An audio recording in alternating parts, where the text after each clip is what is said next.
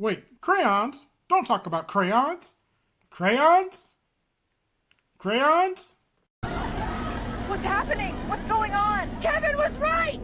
Winter is coming and we don't have a man! Oh my god.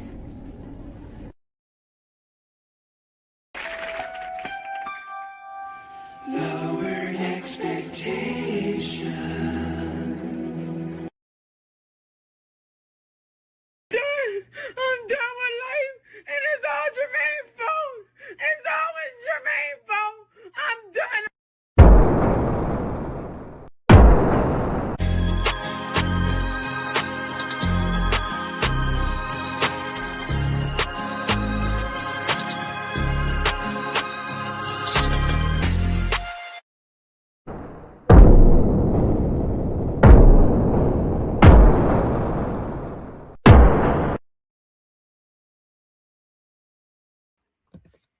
What's going on, everybody? AB Media 83 here, and welcome to this Colosseum special. Today, we have Cory Holcomb versus Anton Daniels. This apparently happened yesterday, and it's quite a doozy. As I must say myself, this one's quite a doozy. So, without further ado, let's get started. Yeah, this one was quite a doozy. The whole conversation was about 2 hours. Of course, we're not going to be doing all that, but there are some parts I want to play. There are some parts I want to focus on.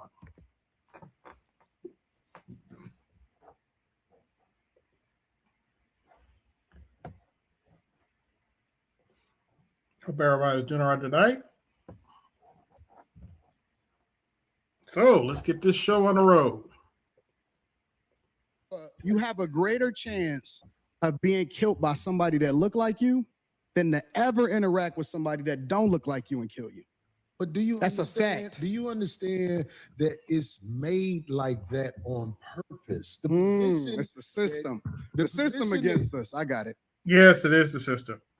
Okay, but the position you and your people are in, Who was my people? black people, do you claim black people? I'm a Christian first.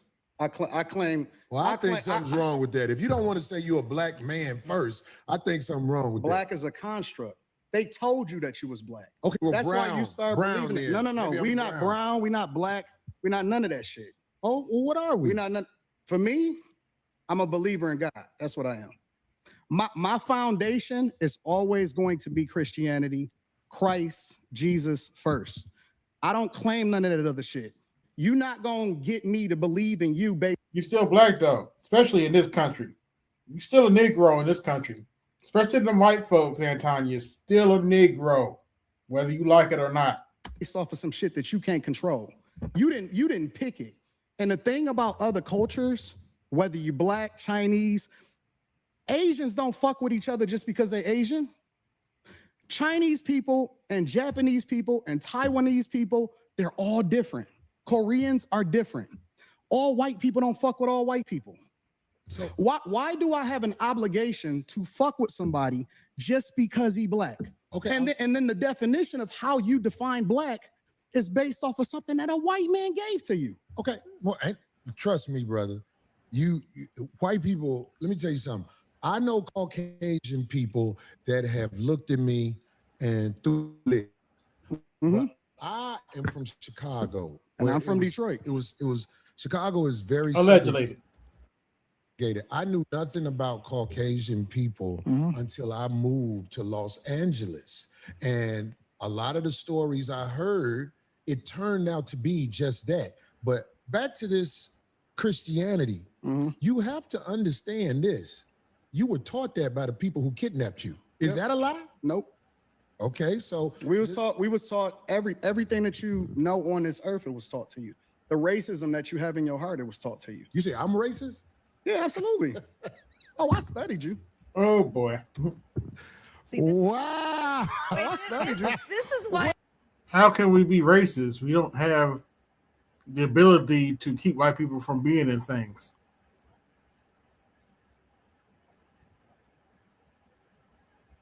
Hell, they even own our music.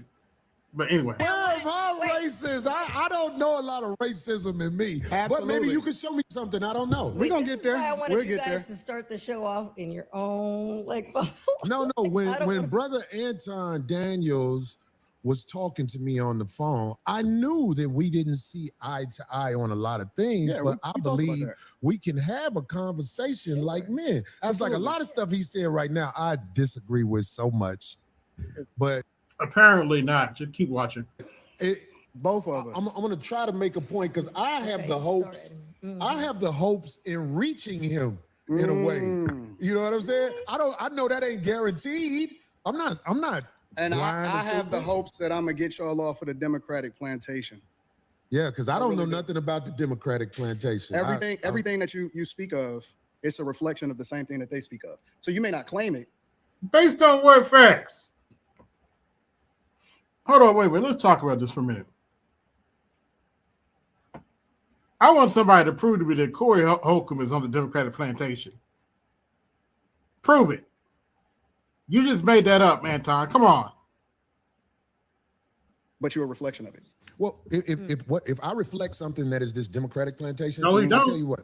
I really don't study a Democratic plantation. I try to study being a stand-up human being where when I look in the mirror, I don't see a slick motherfucker. Right. That's who I am. I'm with it. I don't like slick motherfuckers. That's the first thing we agreed on.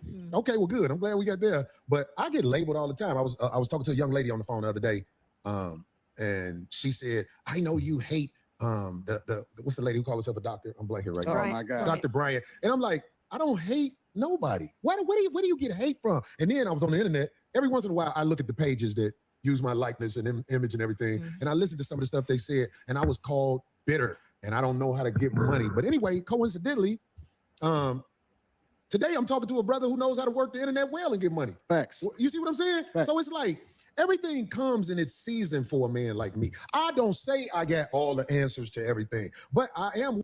I don't either. I've never claimed to be an oracle or claimed to have all the answers to everything. That has never been me. Even though I've been called that over the years for some odd reason. Anyway. Willing to talk logically to people who I feel like are able to communicate. That's what I'm saying. Because like the stuff you say, and so I'm like, get the fuck out of here. Get the fuck Yeah, out. 100%. And I mean that's your personality too. Like, And it would be boring to hear just one person's take or views on things. This makes it interesting. Excuse me, ma'am. You need a mic, ma'am. You can ask on the mic. Goddamn. Anton, just a clarifying question. What about, are you comparing racism with prejudice? Is it, do you think black people can truly be racist, or are we just prejudiced? no, I think that there's a lot of people that hate white people, like straight up hate white people, and it's very unfortunate because they're not even the ones that's winning over here. We compare ourselves against a group of people that the majority of them is on food stamps and welfare. They would be a disappointment to their ancestors. Right, but isn't true racism a system that controls access to, Well, that's the argument, right? The argument is we can't make sure white people don't get access to certain schools and Exactly. programs and things like that. the main way that You they need to be empowered to be racist, to be quite But honest. see, that's But what I was we'll going get to say. Yes. That's the argument that black people make, is that you can't be racist if you can't actually have an impact on another group of people. So it's supposedly systemic. It's false. Really? I just seen a guy that used to be the president of the United States of America that wanted to become the president of the United States of America for the second time, almost get everything taken away from him, literally. And he was basically being taken down by black people. Kamala Harris. Really, Anton. Yeah, that is true. That most of the prosecutors going after Donald Trump were black people. And what did I tell y'all about that? That's why the pawns go first. And that's why most of those black people are in legal trouble right now. Letitia James, who was the In legal trouble. in New York, Fawny Willis, In legal trouble. down in Georgia, all of those are black women. Specifically, And all of them are in political trouble because they came for the king and they missed. Come on, Anton. Stop playing around. that met with Kamala Harris months before they actually started this campaign during the Biden Duh. administration. And it's so funny to me because then I have to ask myself the question, well, listen, if this is a construct and if it's all about white people and all of the energy is going towards a person that black people fucked with before he actually ran for president of the United States of America, but we champion Barack Obama. Not me. No. Yeah, I don't champion Barack Obama. Take yourself out of it. We're talking about the culture. It may not necessarily be you individually. Well, right now, you really can't prove the culture promotes Barack Obama like that. Sure, some of the women do, but there's a big sector of women that don't support Barack Obama or Michelle Obama like that. Stop it, Anton. But we as a culture fuck with him. Fuck with who? Barack Obama and his wife. We fuck with him. As a culture, we champion him. We absolutely do. And he didn't give y'all shit. So that's why the majority of black people didn't vote. That's why the majority of registered black people, including some black men, didn't pay attention to Barack Obama when he said we were sexist. We didn't vote for Kamala Harris, and they didn't vote. Well, I voted, but I voted for Trump. Except for gay marriage. You know I know that. That's why I ain't arguing with you on this So point. absolutely I vote. Are you independent? What do you? I'm a Republican. You didn't know that? I'm a know straight up I know up the and answer. I down don't want Republican. And matter of fact, people need to really understand their history because Republicans were the party of black people. It's the original party of black people. They were the party that actually freed the slaves. Lincoln was a straight up Republican. When you're talking about the emancipation, when you're talking about 1865, when you're talking about what we stood for as Yeah, and when you do the digging, he also didn't really want to free the slaves. He didn't have a choice. conservative means that we're Christians. It means that we don't fuck with that gay shit. I'm telling you what it you don't fuck with the backdoor shit. I don't. I don't either. That's what it's saying. What it means to be a Republican is this, because a lot of people like to say, because this is backdoor Republicans. And we were taught by our parents. We were taught by our parents. We were taught by our parents that we vote Democrat no matter what, right? Regardless of what they stand for, regardless of the agendas that they push, regardless of how much nonsense that we see in our communities. Yeah, that vote blue no matter who. Bullshit. But anyway, regardless of how many people, how many Democrats actually destroyed our cities from Chicago to Detroit, all across the board. We were taught to vote that no matter what. You vote Democrat no matter what. I agree. But this is the difference between the parties on a very fundamental level, not complicated at all. Really? You finna say it's a difference between the parties? This is the difference. I can't wait to hear this. No. You may say that it's the same type of public politicians yeah, that take advantage of the taxpayers and take advantage of the people. The difference in the parties historically is Republicans want less government so you can do what the fuck you want to do. And Democrats want more control, so they want to control what your money is, where your tax dollars go, and what you can do with your money. Okay, so I'm gonna tell you this. That's the fundamental difference. I'm gonna tell you this. And you don't have to believe me, but I'm just telling you. I'm listening.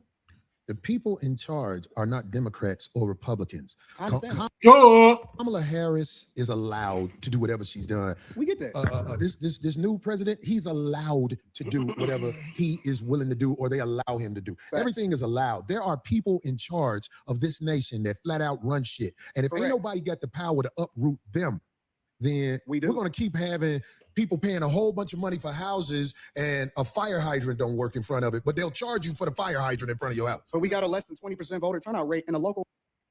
Plenty. To answer your question, Adrian. Elections. Well, you understand voting don't work, right? It does work. How? It does, but you just missed it. I heard everything you said. I can't wait till you tell me how voting makes a difference in this country. We have a less than 20% voter turnout rate in local. Ain't nobody going for the sucker shit no more. We got pretty much to go. You're missing it. You got to uproot the people in power before a real difference happens. Voting is for suckers. It's not. People that don't vote are ignorant as fuck. Well, I guess I'm ignorant because I would never participate in no people sucker that shit. don't vote. I'm gonna show up and vote like a sucker. And not only is it ignorant. We had Republican presidents. We had Democratic presidents. We in the same joint. I'm talking about locally. You talking about national. I don't give a fuck if it's local. It matters. If you vote, absolutely that means you in line. No, if you vote first, the first thing that it means is that you respect your ancestors that died for your right to be able to do it. Your ancestors. It's so funny to me. Our ancestors didn't die for us to vote the way we're voting right now. Our ancestors didn't die for us to kiss one party's ass like we're doing right now. You know that, Anton. Stop it. do it like this. No, because people went to war when the government tried to overthrow the people and the power of the people. It was wars. There hasn't been a war inside the U.S. where the people who getting fucked over are doing something about motherfuckers with 30 felonies being the president. It's war. All sucker shit. It's going a war on. every day. It's just not physical anymore. Well, that's the problem. We need physical wars. It's not. Until motherfuckers ready to jump it off, it's not. We're going to always be talking. But see, real gladiators don't talk. Real gladiators make it happen. And the gladiators, I ain't gonna lie, we are under control right now. We haven't rose up and did what needs to be done. Who are you under control by? It ain't, you under control by the people who will motherfucking blow this motherfucker up. We ain't stupid. Who is he? Because I want to know who. Why do you think that ICE agent was able to shoot that woman? I want to know who hold on. Let's be real. Fuck that woman. Well, that's what you would say to somebody you don't know or whatever. No. I'm on the streets. I've been pulled over by the police. Who ain't on the streets? Or the ICE agents or whatever. You in LA. I'm in Detroit. I'm in the blackest city in the United States of America. Allegedly. I can move anywhere I want to go. I choose to stay in the core of my city, and I choose to participate in my neighborhood. I choose to tithe to the streets. I choose to put kids through college. I choose to interact and truly use my tax dollars and whatever it is and give jobs. I employ over 50 people. I put my money in my community with my people. So I choose to engage. So when we talking about being in the streets, that don't count to me. I don't well, hear that's that what shit. should count. I don't hear that because shit. out there in the streets where the people live that you helping, they can get pulled over and shot by a cop, and an investigation will be said. But here's the truth: we know, if I believe you know this already, when the cops shoot you, ain't nothing you can do about it. Oh my God, this is so crazy. Do you think that's wrong? What I said? This is so insane. Is that what I said? I said when the cops shoot you, ain't nothing you can do about it. Is that a lie? This is so insane. But you didn't answer it. Like, I'm gonna answer your question. Okay, I'm gonna answer your question. It depends on the circumstance. And the interesting thing about it is this: the majority of the people, because you like to use a blanket statement. That's like me saying all black people are stupid. Well, have you said all white people stupid? No, I'm talking about cops. You should say that one time because it's easy to say all black people are stupid as an example. Say something about the white people. No. You're not. I don't think you got people all the time. Well, I didn't hear you. Can you tell me? I talk about liberal white women literally being the biggest enemy of the United States of America. That's the thing I say every single day. Caucasian female, the biggest enemy. Literally, white liberal women are the worst thing that ever happened to this country. What about their men? But we gonna get there because you keep trying to get me to qualify it by participating and joining in on the core. No, I think you're doing what's easy. No. I'm doing what's real. I think you don't want to go against them because if you go against them, it'll be some video of you going against them. And when I say them, I'm talking about your boss. I don't have a boss. We say that. But here's the truth. I don't have a boss. It's a reason you go after black males. Here we go. Males or black people quicker than you will go after white males. What are white males responsible for in this country as the downfall I'm an of equal it? accountability smoke giver. I talk about everybody. I'm just saying, I ain't heard you talk about white men since you've been up here. You ain't been listening. You ain't been listening. I've been listening to you. I hear you don't have the capacity. Yeah, I haven't heard him go after white men either. To be able to listen because you're too busy. No. You got me wrong. You're too busy. My capacity that you just criticized, that's an opinion. Here's the fact. Have you said something about Caucasian males and how they destroy this nation? Well, what did I miss? Let's slow down because you're talking loud, but you're not saying a lot. No, you talking loud, and you still talking around. What did the Caucasian male do to America to bring it down? Notice Anton's not trying to answer that question. I'm not getting into that. You dancing around it, and that's why I lose respect for you when you start dancing and kissing Caucasian males' ass. But I don't. Don't do that in front of me because I'm not an ass kisser of nobody. Yes, you are. You suck the dick of black people right now. You doing the easy shit. What you do, let me tell you what you do. No, let me tell you something, homie. I don't suck dick. Yeah, you do. Yeah, you do. So fix You're doing it right now. I don't suck dick. You doing it right now. Homie, believe me when I tell you. I don't do that. I don't do that. Listen. So don't come at me with no dick sucking shit. I'm gonna give you the same energy you give me. Let's switch seats. Homie, I don't do no dick sucking shit. I'm a motherfucking man. I don't do no dick sucking shit. I don't give a fuck about nothing. Well, I tell you what. Watch that dick sucking shit because that'll go bad. Call it what you want. I don't do no dick sucking, homie. You say a lot of shit that I don't fuck with either. Okay, but that gay shit. Oh, you don't give a fuck about what you Hey, homie, I tell you what. I'm right here. The plot thickens. No dick sucking shit. Don't put no dick sucking shit on me, nigga. I'm from Detroit. Say I suck a dick again. I'm right here, right now. All right, that's what I'm saying. I'm a respect you. Dance around it. Dance around it. No. I don't do no dick sucking shit. Notice he's dancing around the original question too. Notice. shit. I'm gonna respect you because it's your platform, and I flew out here to have a conversation. We good. But you're not bossing up on me. Yo, We good. I did already. Nigga, I don't do nigga, dick we can put sucking the shit. microphone right down, Yo. right now, and going up. I don't give a No, fuck sir. about No, this shit. sir. Homie, you just running your mouth. I'm not running my I mouth. got a You question running your for mouth. Anton. I don't do You no doing dick this shit for sucking the shit. internet. You doing it for the internet. Now, if you want to say your time, no, hold on. If you want I'll to say show you I ain't doing it for the internet. If you I'm want to saying, say Anton, I'm saying, listen, don't I'm gonna let disrespect me you like finish. that. If you want to say Anton, don't disrespect me like that. I'll respect you, but don't boss up on me because you said a lot of shit to me today that I don't fuck with either. But I'll let that shit ride because you don't know me. You don't know me, so I'm gonna extend the same respect to you. You And you still haven't answered the damn question. By the way, I got 24 watching. Like, share, subscribe. Hit the Cash App, support the show. Hit the Super Chat, support the show. called me out of my name. You said some wild shit, especially with regard to how I call this nigga out his name. Nigga, I'm telling you that you did. You can't tell me how I get respected. I got a question for bro. Okay. No. Hold on 1 second. Hold on. We just getting loud. I ain't getting loud. Then don't switch seats. No, No, this is my show. You said some sick shit like that and gonna get married when that man switched seats. Yeah, you just exposed yourself, Anton. This is my show. That's cool, but I take that shit as a threat. Okay, well, it is a threat. Yeah. You're calling me dick sucking. I don't It's a dick threat that you suck, say my a lot of nigga. shit. Man, fuck what you talking about. I don't bro. dick suck. If you want to get back to the conversation, ain't no, because you ain't gonna do shit. Because you're not gonna do Come shit. at me with that dick sucking You're shit not gonna again, do nigga. shit. You're not gonna Come do at me with. Say I suck dick again, nigga. We can go I'll out back show right you now. the fuck I am. We can go out back right now. I'm with it. I bet you won't say that shit. We can go out back right now. I got money for all this. Whatever. I got money too. Don't nobody give a fuck about that shit. Hey, homie, No, look, it's not respect. I ain't falling for. I ain't falling. Darlene, get out the way. Don't get in the way of two niggas. Let me tell you something, homie. I ain't got to go out back right now because we got to go out back to lead this motherfucker. But I'm saying that dick sucking shit, watch that. That's all I'm saying. And if I don't Yeah, you don't talk to no man like that. say it how you like it, If you want to okay, get back to the but conversation, don't- we can get back to the conversation. But just know, I'm not ain't no listening to dick none of that suckers shit, up bro. here, nigga. I'm not listening to none of that shit. If you want to get back to the conversation, Long as you we can know. get back to the conversation. Long as you know. Bro, you not Because that ain't you not that tough.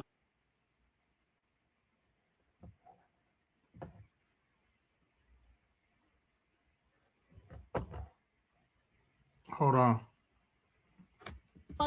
And I'm gonna respect him on that. Yes, sir. Yes, sir. He said what he said, so I'm gonna respect him on that. Yes, sir. Yes, sir. So, question: given that black people are on the Democratic plantation, what do you say about the use of Christianity to make slaves out of black people? How In do we what, become today's Christians? time or No, historically? sir. Historically. Yeah, absolutely. It was used in a negative way, but anything can be used in a positive or negative way. You can weaponize literally anything. Corporate America, for example, you can use the internet in order to push out propaganda, or you can use it to communicate effectively with the people. You can use money to manipulate people, or you can use it to help people. And so you can't just say that Christianity itself is used. The Quran is used in a negative way in order to control people. Absolutely. So it depends on the person, and that's why we evaluate the person based off of their fruits instead of evaluating them based off of Christianity itself. Because Right. everybody that calls himself a Christian is not a Christian. 100%. So I agree that the teachings of Jesus are pure. However, in the hands of Caucasian white males, That's not true, because I know some good the Caucasian teachings white of men. Jesus, And I know they some kept bad slavery. Caucasian white men. Okay, Okay, right, so correct. look, check this that's out. the This main what I point. Let's listen. keep everything respectful. Listen. This is what I'm saying. The reason I don't have a lot of people up here at the show is because I know a lot of people aren't initiated when it comes to talking to men of a certain mind state. And I don't believe you knew what you was doing when you said something about dick sucking, brother. I apologize. Okay. Yep.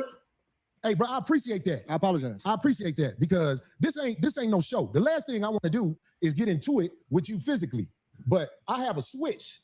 I do too. When I'm a man, just like I you. respect your switch. I respect your you switch. too. Okay, good. I'm glad, We brother. good. It ain't no fake shit right here. Absolutely, I'm with it. We straight. I respect your switch, brother. And I'm saying like, a lot of people don't know the way I was brought up. You can't. Now they get into it later too. Let's go to that. I think it's about right here.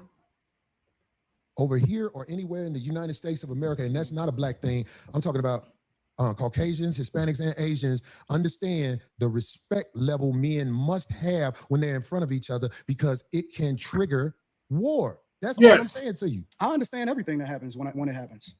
I'm a chess player. That's what I've been playing my entire life. Maybe you walked into something that you wasn't expecting. I don't go with. Maybe I knew what you was gonna do before you did it. and I triggered you. Who knows? Maybe. But I tell you what, that's a dangerous game to play, especially Yes, if you it got a is. life. Very that you live in. dangerous game Because to I'm telling you, man, it's a lot of people in the cemetery that didn't know it was going to happen like that fast. Yes. Out here, I try to walk under the code. There's a code out here. No, you don't. And that's why I said You say I don't walk under the code? No, you're hypocritical. I told you that to your face. The whole world is a hypocrite. But what are you talking No, about? you're a hypocrite. You're a hypocrite when it comes. I believe you. When it comes to specifically you moving by a code. I don't understand what you're saying. Because you think that you can say what you want to say when you want to say it, and that people are No, supposed to no, you can do so. respect the way that you move. But I don't think that you move the way that you're supposed to anyway. I want this thing to be studied because here's the truth. Brother Anton is talking about everybody else but himself and white men. This is a fact. I like this chat. Let me tell y'all why I like the chat. Everything but himself and white men. No, listen. I told you I want to come back and have a full conversation about it, or we can talk about it right now. I ain't got nothing better to do. Study this episode. Shout out to shit on Caucasian males. Shout out to the shit on I'm not gonna shit on nobody.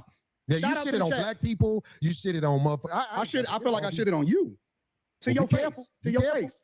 Be careful shitting on me because I feel like you're talking shit again. I'm not talking shit. I'm telling you. Careful. I'm telling you. You shitted on me to my face, but that shit will lead to some danger. Will we please stop the trust me. The tough talk. I got security. You got security. Homie, I ain't got security. Them my people. Cool. Them your you gotta hire a motherfucker to be with you. Absolutely. I'm always gonna have to hire somebody. You better. 100%. How you be talking? Corey, stop talking tough. Stop talking. Homie, you just said that. I'm not talking tough. I'm talking to you straight up. Why are you so? You said you disrespected me in my face. And then you act like it was all good. I disrespected you to your face. So I'm confirming what you said. You felt disrespected. So I am telling you that I disrespected you if that's the way you felt. Is that not what you said? You said that out of your mouth. And so I apologize when you said that you felt disrespected. No. The reason you said you disrespected me in my face because you don't accept the apology because you still talking about everybody else except yourself and white men. I'm telling you what I said. You felt offended by it. So I apologize. All I'm doing is rehashing the conversation that happened. Why are you so easily offended? You still talking about me? It sounds like I'm arguing because I'm right. See, I'll be around bitches and they tell me about myself all the time. Be gone. No. That shit don't hurt no feelings. It's probably better this way. Because I just proved my point. Be down. So you proved the point. Homie, just gone, man. Just gone, man. You gone. I'm about to jet. You done did this before. Get your bitch ass to... Hey, homie, get your bitch ass the fuck on and walk over there with your bodyguard and your bitch, nigga. Walk over there with your bodyguard and your bitch. You proved my point. I got shit to do. Don't bring bitches up here, dog, that you ain't finna stand on. Remember I told you that. If you got a bitch with you, explain the bitch. Don't ask her to be on my show, nigga. Can she be on the show? I don't know that bitch, nigga. Now get your whole ass the fuck on and pay for your pussy like you got to, cake ass nigga. And go get you a bodyguard because the nigga be gonna slap the shit out your bitch ass. I got shit to do. I ain't finna follow that nigga out the door. I am who I say I am. I stand on it. Fuck a friend. Now who the next motherfucker to come? That's Cory Holcomb for you. Come up here. What up? There's a new word in the dictionary called rage bait, right? So that's what you just witnessed. So rage bait. Let me tell you something. It's a new word. That ain't no new word. Okay, bet. It's Let me tell you something. New word. Where I'm from, if a nigga say something about sucking dick, nigga, it's on. And he knows. I don't know nothing about no niggas saying nothing to no nigga where niggas talk about suck dick and niggas be ready to swing. And he knows that. But he didn't say that dick sucking shit again. Get your fat ass out of here, nigga. That's a hate. In here with this bitch that he know ain't his wife and motherfucker trying to get the bitch on the show. Oh, yep. Oh, bitch, nigga, you ain't got it like that, nigga. Get your cake ass out of here, nigga. Like, I'm finna be upset. This is what I wanted to talk about today, mainly. We have a situation in America going on where there are a lot of men that don't want to reveal themselves, but they have bitterness because they know you're not the type of guy they are on the Backdooria side of the game. Let me say this one more time. There's a lot of men in this world that don't want to reveal themselves, but they're upset at men who expose Backdooria. So they find other ways to talk about you and they will never reveal who they are. I want to start a campaign to teach men how to be good sissies. I talked to a couple of people I know today. Damn. A good sissy is a man who knows how he gets down and he knows how you get down and he won't never cross them lines.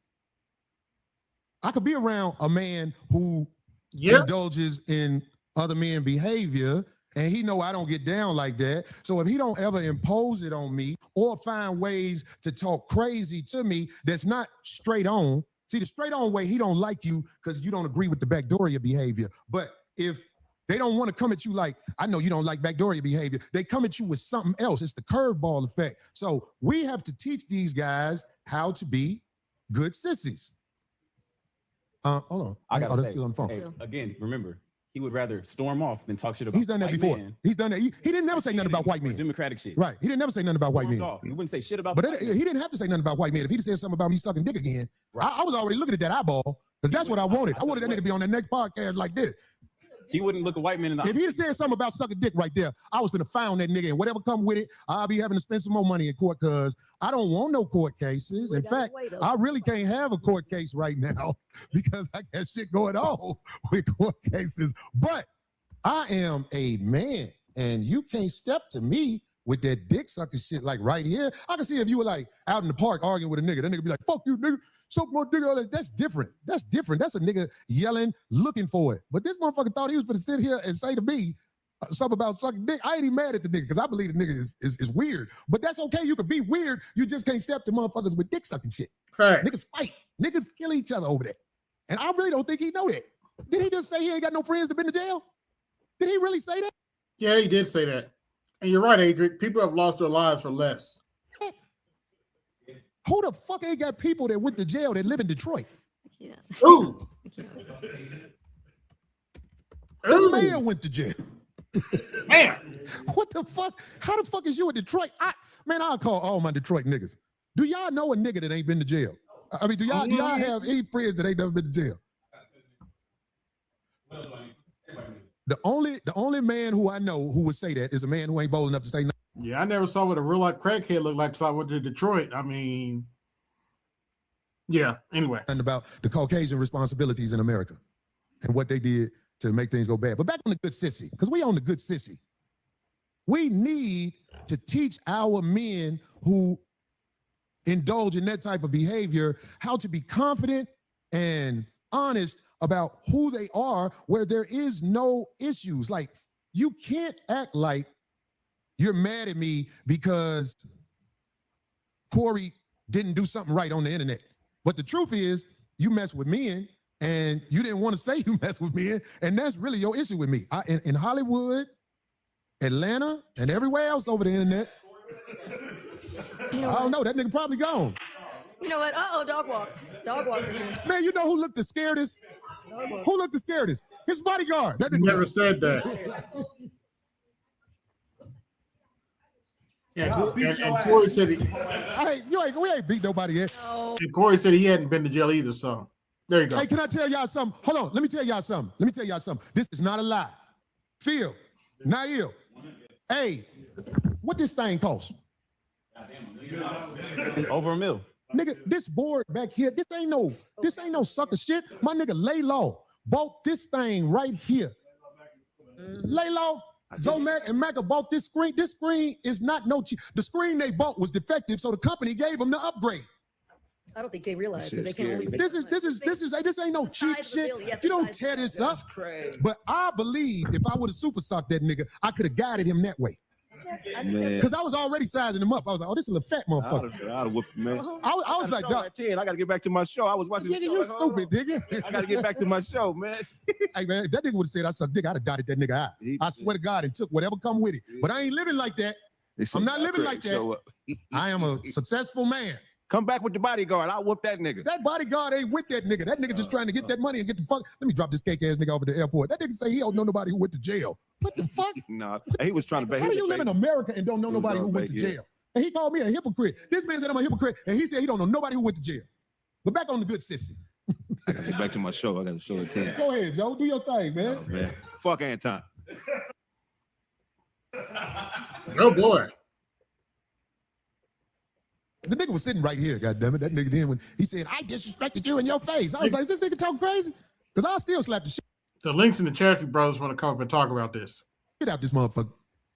You can be around men, you can disagree with men, but you can't disrespect men when you standing next to them, man. Facts. If you want to bait people like that and play like you don't know, good luck. And if you say that you don't know, if you don't know somebody, then watch yourself. That's when you really take extra precautions because you don't. I don't know if they can hear you, dude. You're not familiarized with the person yet, so why would you want? That's why I don't have people up here. But I'm saying, like, you can't come up here and say.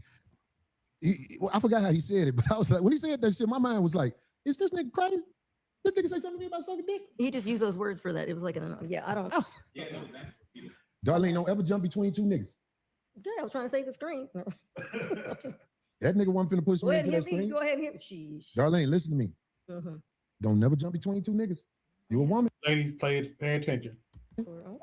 I'm trying to tell you so you know. Don't ever jump. When two men finna fight, Get out the way. Well, this ain't I'm a telling you regular that street so fight. you This here on know. the show, so I felt compelled. That's all. Okay, that's cool, but that's why I'm telling you now. And I hope you listen.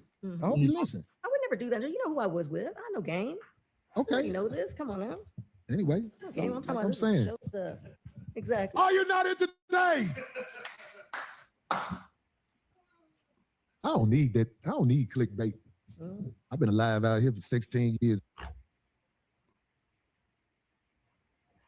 Well, that's the gist. If you want to watch the rest of that, you can go back to Cory's channel. That is his latest live, if I'm not mistaken. But that's the gist of what happened yesterday, and it pretty much went viral.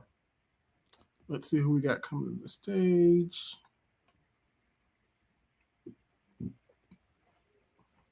What up?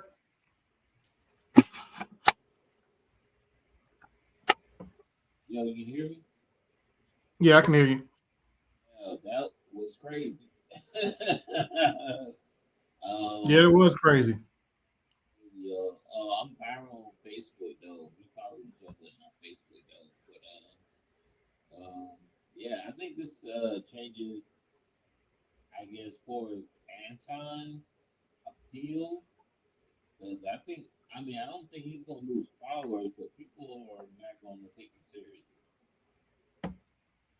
Yeah, I think this is an L for Anton, without question. Because now, like, people can't really, because he be talking that mad ish. I mean, sometimes he be right, but this one changes everything moving forward. Like, Yeah. I mean, he been, you know, I understand he's conservative. I'm conservative. Yeah, I have my share of conservative views. I don't necessarily fuck with the Republican Party like that, but I have my share of conservative views. And I just think that, and then you know, he always been a flip flop people because like once he be saying something, and then maybe like I guess 2 months or 4 months he flip on the whole subject, so it'd be like okay,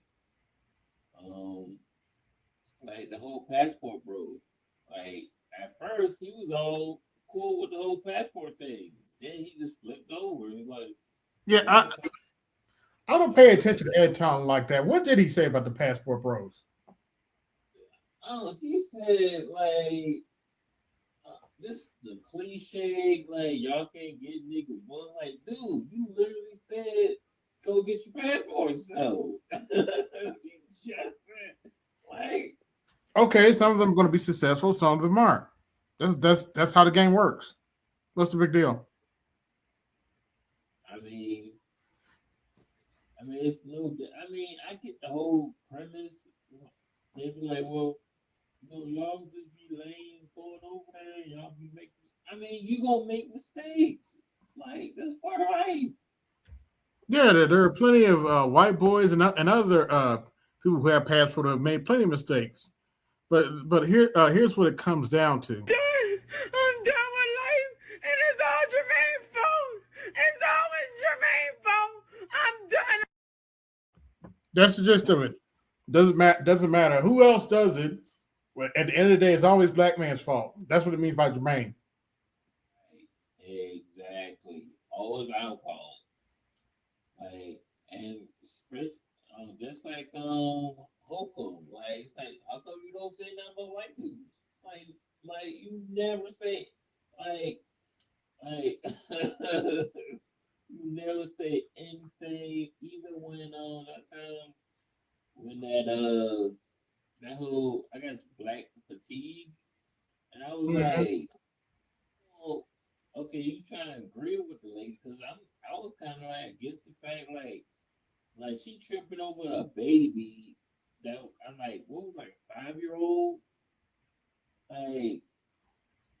like and that was at the playground and we took a little food and she started tripping over and stuff like that because y'all was at the playground so you know the 5-year-old or 4-year-old don't know no better so I mean it's like y'all getting yourself with little stuff you know what I'm saying Yeah. playground. just playing around. I mean, even I've encountered little 4-year-olds like I was like playing with my niece, and I guess somebody's child like he took my phone, but he was like 3. You know what I'm saying? And Yeah. I mean, Oh, by the way, if you ever doubt that, because they like to say that black people commit the most crimes. There's not enough of us for that stat to be true. There's not enough.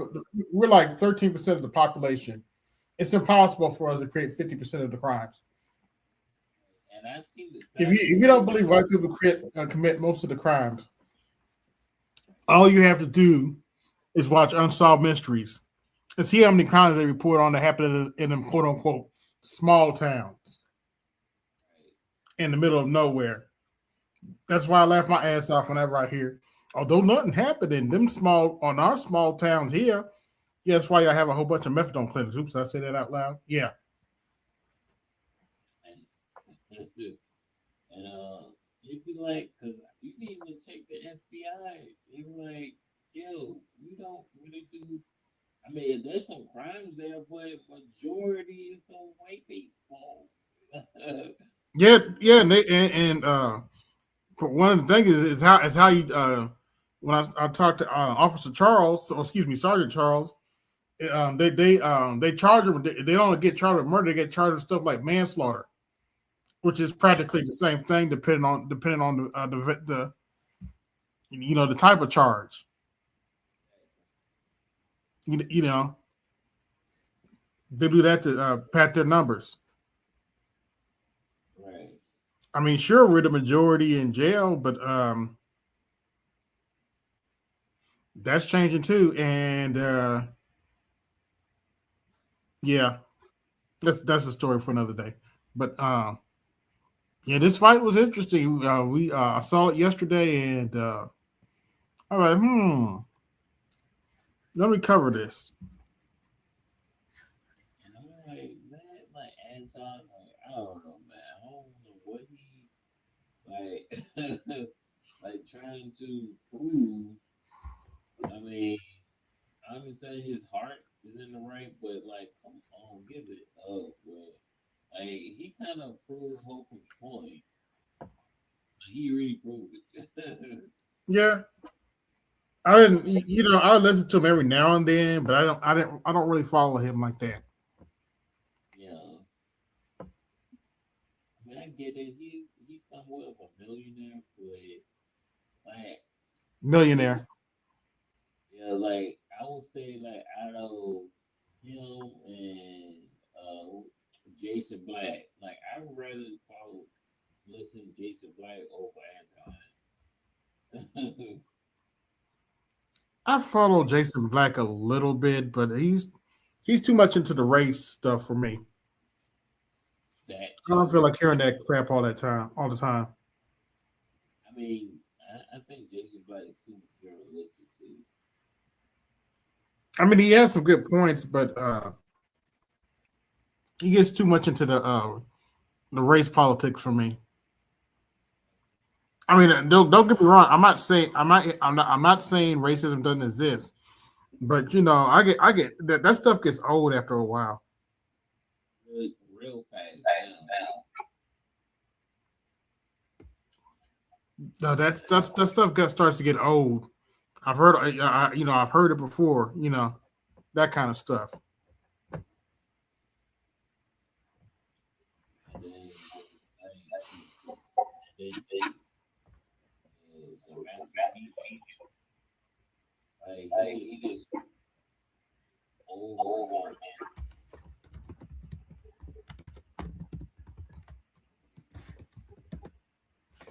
There's a link if you want to come up, Charles.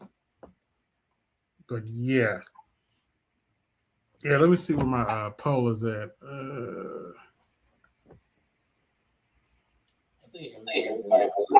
Yeah, everybody's on Cory Holcomb side, 75%.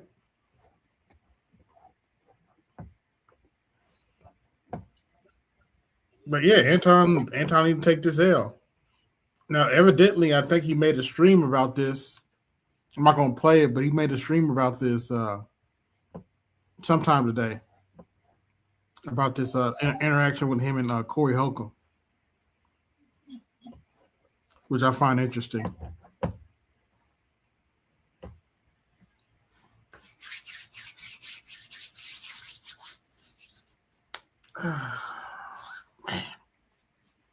What do you think? Say that again. You need to get closer to your mic.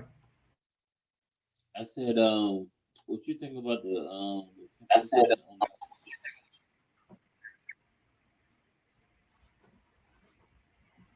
Say it again. what's your opinion on the 10% on the credit card? So you need to speak a little loud. I can't hear you. What's going on, Lion? Hey, what's going on, AB? How you doing? I mean, I couldn't vote. I didn't vote because from what I'm watching, I can't say who won and who didn't because if we want to talk about the debate, nothing really got addressed. Points were being made, but nothing really got addressed because it already went left. And first, when it got to the 25-minute mark, it already went left. So it wasn't really. It kind of went left before that too, but yeah. The debate was already over. The debate was already over the minute they had that that chair to chair moment. Like when the minute they got there, the debate was already over. So Anton staying there, it didn't really matter. So I can't really say who quote unquote won. And that's just from my observation. Yeah, it was already over. Like nobody was debating no more. They would just say they had that clash, and then after that, they would just pretty they much talked just for like say, 30 minutes, but I didn't want to bore people. Yeah, they tried. I watched it off his channel, and yeah, they just was pretty much just chopping it up for that 30 minutes, and then they went left, and then Anton left. Yeah. So I can't really say who won. My thing is, I think Cory brung up a good point because even he brung that up about because he kept he did press him about. I want you to say one thing negative about what white men did, and white men's like pointing this, and I'm like that was a solid point that he brung up. That was a solid point. I'm like, you're talking about Anton talking about white liberal women. I'm like, they are part of the problem, but they're not the main problem. No. Are they a part of it? Yes, but they're not the main ones. No, if it wasn't for white men, they wouldn't have any power. No, they wouldn't have any power. That's my thing. Because that nobody wants to. I don't know why nobody wants to say. Well, I mean, on our side, we will say it. Because my thing about white men is it's like, all right, well, everyone wants to talk about how black men have no patriarchy. We never had a patriarchy. I was like, okay, fine. But if we look at white men, y'all sold your patriarchy. You sold it. You sold your patriarchy. The top 1%, y'all sold you sold your patriarchy. There's a difference between us never having it and you having it and selling it for profit. Yeah, you sold it for profit because you're afraid that your man would take over. Oops. Did I say that out loud? Yep. Yeah. You sold your patriarchy to make the women feel better. And now here we are. Yeah. But yeah, Art played a little bit of this yesterday. I thought, shoot, let me see if I can make some money off of this. I hear you, because yo, it's all over my feed. It's not. I know Z just got done, and everybody's doing something on this. Yeah, it's not even just Black Man Spirit. It's everybody. Everybody. It's been all over my feed all day. I'm just glad I watched it this morning because I'm in Ed's Discord. Right. And they posted a Discord. And to be honest, I really didn't want to watch it.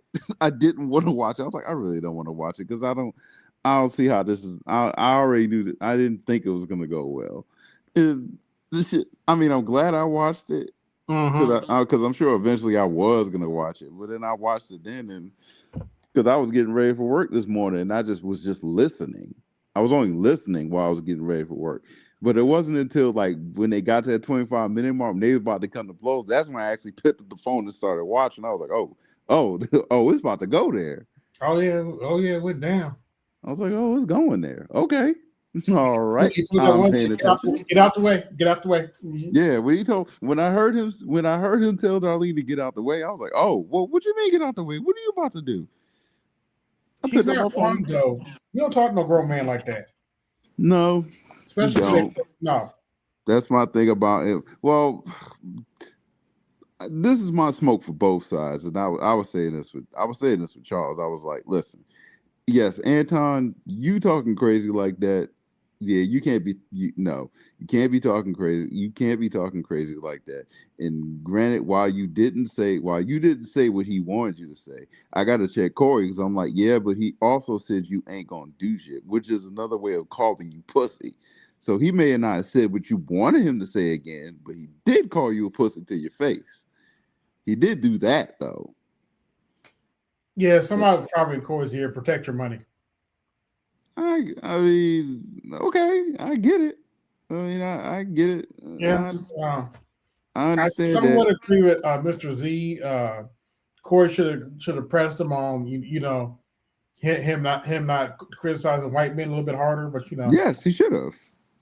I do got him there. With that, yes, I agree. He should have because he was right about that.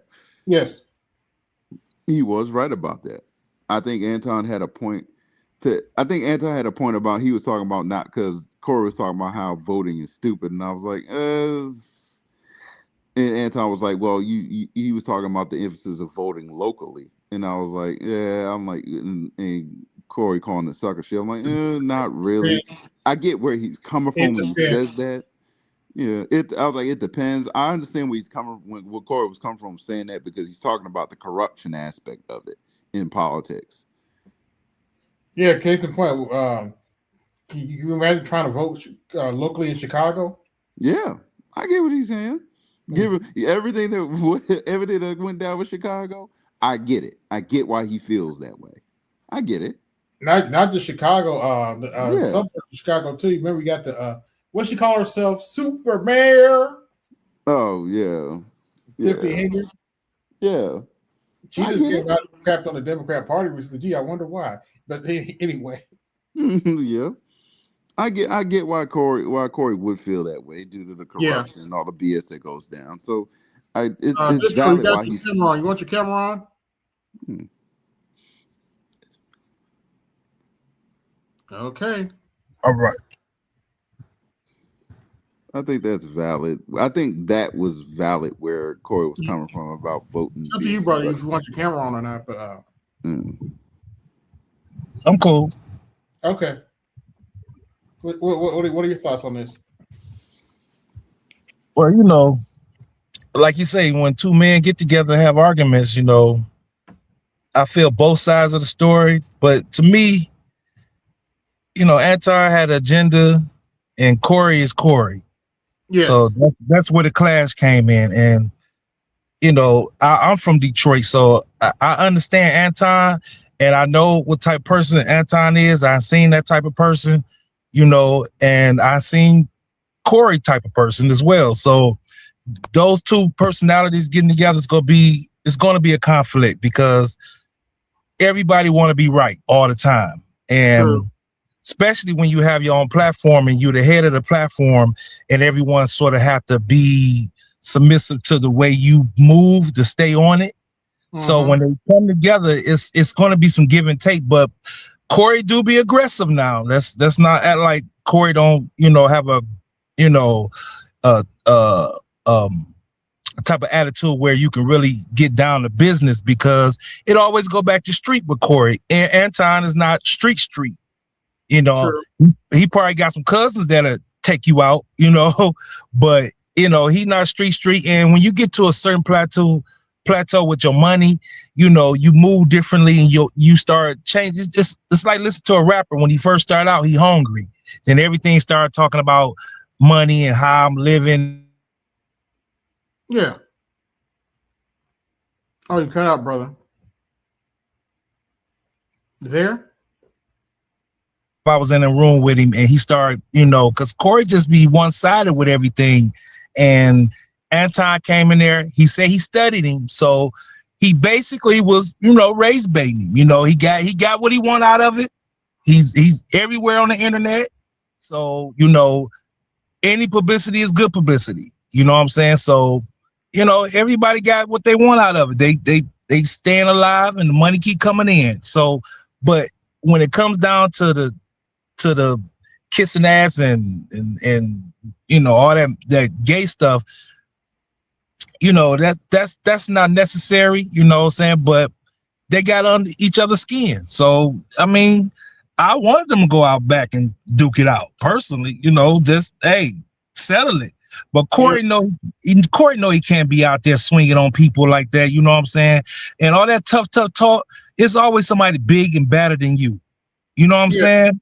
So nobody don't want to hear that tough talk right now. You know what I'm saying? Talk about it. And he was telling him he was kissing, the white man's ass, which we know he be saying a lot of coon stuff sometimes. Yeah. You know what I'm saying? And we know Cory be talking that I'll fuck you up all the time. So, both of y'all just stay true to who y'all really are. You know what I'm saying? But Anton say some good shit sometimes.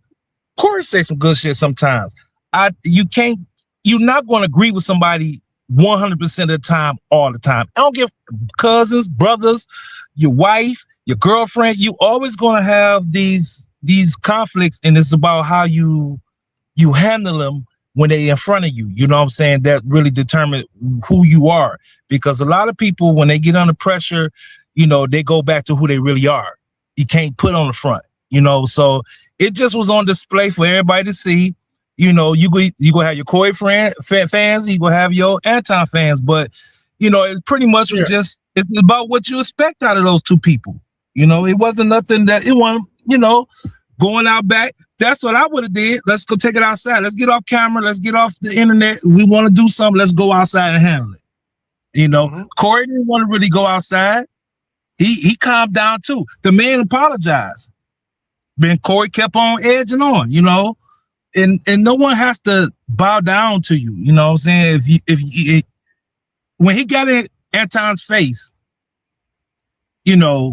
that was like showing you, I will hit you. You know what I'm saying? So Anton, I think he was just like, okay, well, if he hit me, I'm gonna get paid. It wasn't even about really fighting, but then, we can take it out back, whatever you want to do. He had some protection. And Cory, like someone said it earlier, I was listening to someone else's podcast. Cory had his boys there. Yes, your boys, you take care of your boys. Of course, they go protect the cash cow. Mm-hmm. You know what I'm saying? And just like you got security, you know what I'm saying? You got your boys. It's the same. Yeah, hold on. This episode of Colosseum Special has been brought to you by Gynocracy Soup. The black woman is God. It's God. Lies and bullshit. Now with 1,000% extra sodium. Like, share, subscribe, hit the Cash App, support the show, hit the Super Chat, support the show.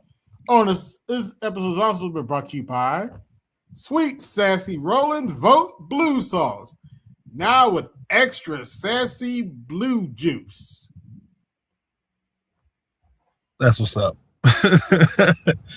I just, we got entertainment out of it. Everybody got something to clip and do some material off of it. So, it's just like the news cycle. It'll be here for a minute, then, it'll be back down to the same old two-step, what the female's doing, So I just looked at it like it was just one of those moments where two different worlds collided, and you got about what you're going to get out of it without a fight.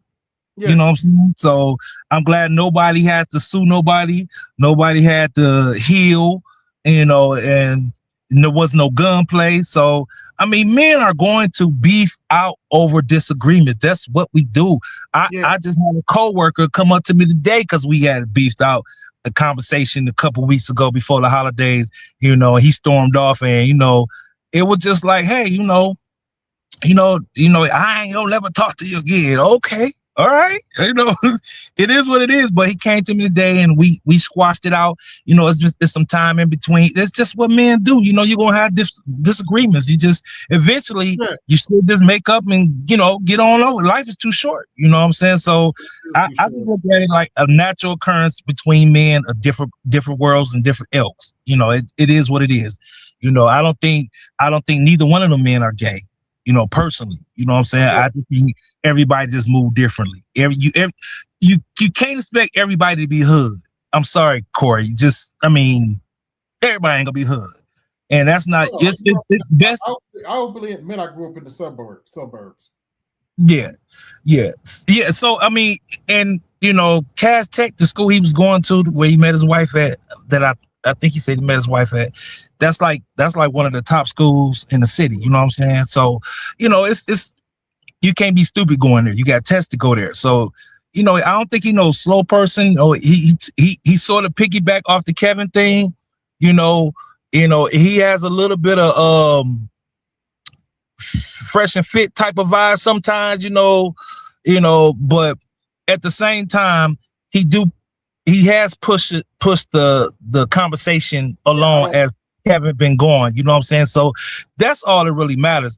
Both of them guys have really took this space, because I've been watching the Colosseum for years, bro, like years. They have took this space to the point where we're actually, to the point where people really know what we're about. The FBA thing with Tariq Nasheed and stuff like that. People they quote that stuff all on national news. You know what I'm saying? Talking about FBA. I'm gonna cover that on Saturday. Tucker Carlson. Yeah. Okay. And it's not about we arrived or nothing like that. I don't think it's about people understand that there's a difference between us and them. Yes.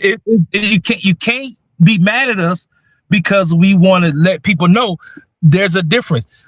We influence the world, American black men, and I think that's where a lot of jealousy come from the other side, which is I call them translucents, is because it's hard for them to see the slave have so much power in the world. Yes. Without even exercising the financial power we have. Yeah. Without trying one of the rules in the 48 laws of power is one of the laws is never outshine the master. And fortunately, as black men, we can do it without even trying. We can go anywhere in the world, and the women are going to look, thanks to the way they portrayed us, but it is what it is. We are different people. I even when you just go to a different state, you can see it. You know what I'm saying? You just like, that is the truth. You be like, wait a minute. Is y'all look at us like that? Because if I'm from Detroit, man. So if I go to Georgia, I was in Georgia for about a year, and I remember a girl in Stone Mountain, Georgia. I'll never forget, at the gas station, she just said, hey, you. I'm like, who? You? Yeah, you. Come here. I'm like, I'm from Detroit. Everybody's suspect. What's she trying to, what's she up to? Was she trying to set me up? She's like, you got a girl? No, I'm single. You do you want a home cooked meal? And I'm thinking it's a setup. That's I'm from Detroit. Why would you want to feed me?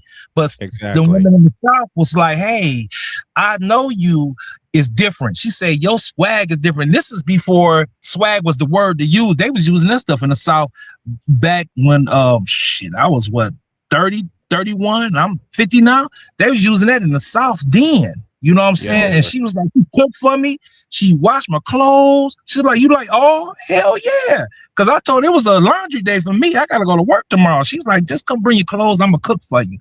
I reluctantly went over there. I'm new to the state. I went over there and, I was looking for some shoes, in the closet, just sticking out for somebody to jump out. But she cooked for me. Clothes, man. Washed my stuff, man. Man, I was looking, but my head was on the swivel. I felt like Dre Bly out there, but head on the swivel. But she cooked for me, man. She washed my clothes, and she told me, and I never had a woman do that. She said, look, none of my girls was going to meet you. I said, what? She said, no, because they would try to take you from me.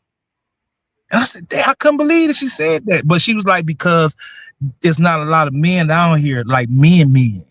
And I knew what you was when I seen you. So, you know, it's everybody got their own swag, you know what I'm saying? He from Chicago. Yeah. Anton from Detroit. They, you know, it was some stuff on Facebook. Detroit women, you know, Chicago women trying to get Detroit men, and all the Chicago guys got on, the YNs got on, like, well, you know, it's just when it comes down to it, you know, it's all jostling for the women. And even what was the lady up in there that he kept on? She jumped in between them. She jumped in between them. You know, like, hey, y'all about to mess up the money. You know, y'all about to mess up the money. That's what she was. Hey, y'all about to mess up the money. You know, and you know, you need. You know, that's what we do. You know, it was women in the room and guys. And BGS said this all the time. Men act differently when women are around. That's true. When there's women in the room, because Anton came in on one. Mm-hmm. He came in on one. You already seen it was going to be one of those conversations. It was going to be something. Yeah. Yeah, it was already heated from the beginning. But once again, I think Anton look at that as a business move. You remember? I'm gonna tell you what it remind me of, and this is crazy because I watched him now because he done totally changed a little bit. But Amazing Lucas, remember when he was trying to come to our space and beef out with everybody? Yeah, it's punk ass. Yeah. Yeah, that's what it felt like when Anton was up there. Like he was looking for the confrontation. You know what I'm saying? FD signifier. It had that type of vibe to it. You know what I'm saying? Simplifier. Yeah. Simplifier. Yeah, but that's what it felt like when they came to this space trying to get their wheels turning. You know what I'm saying? So you know what?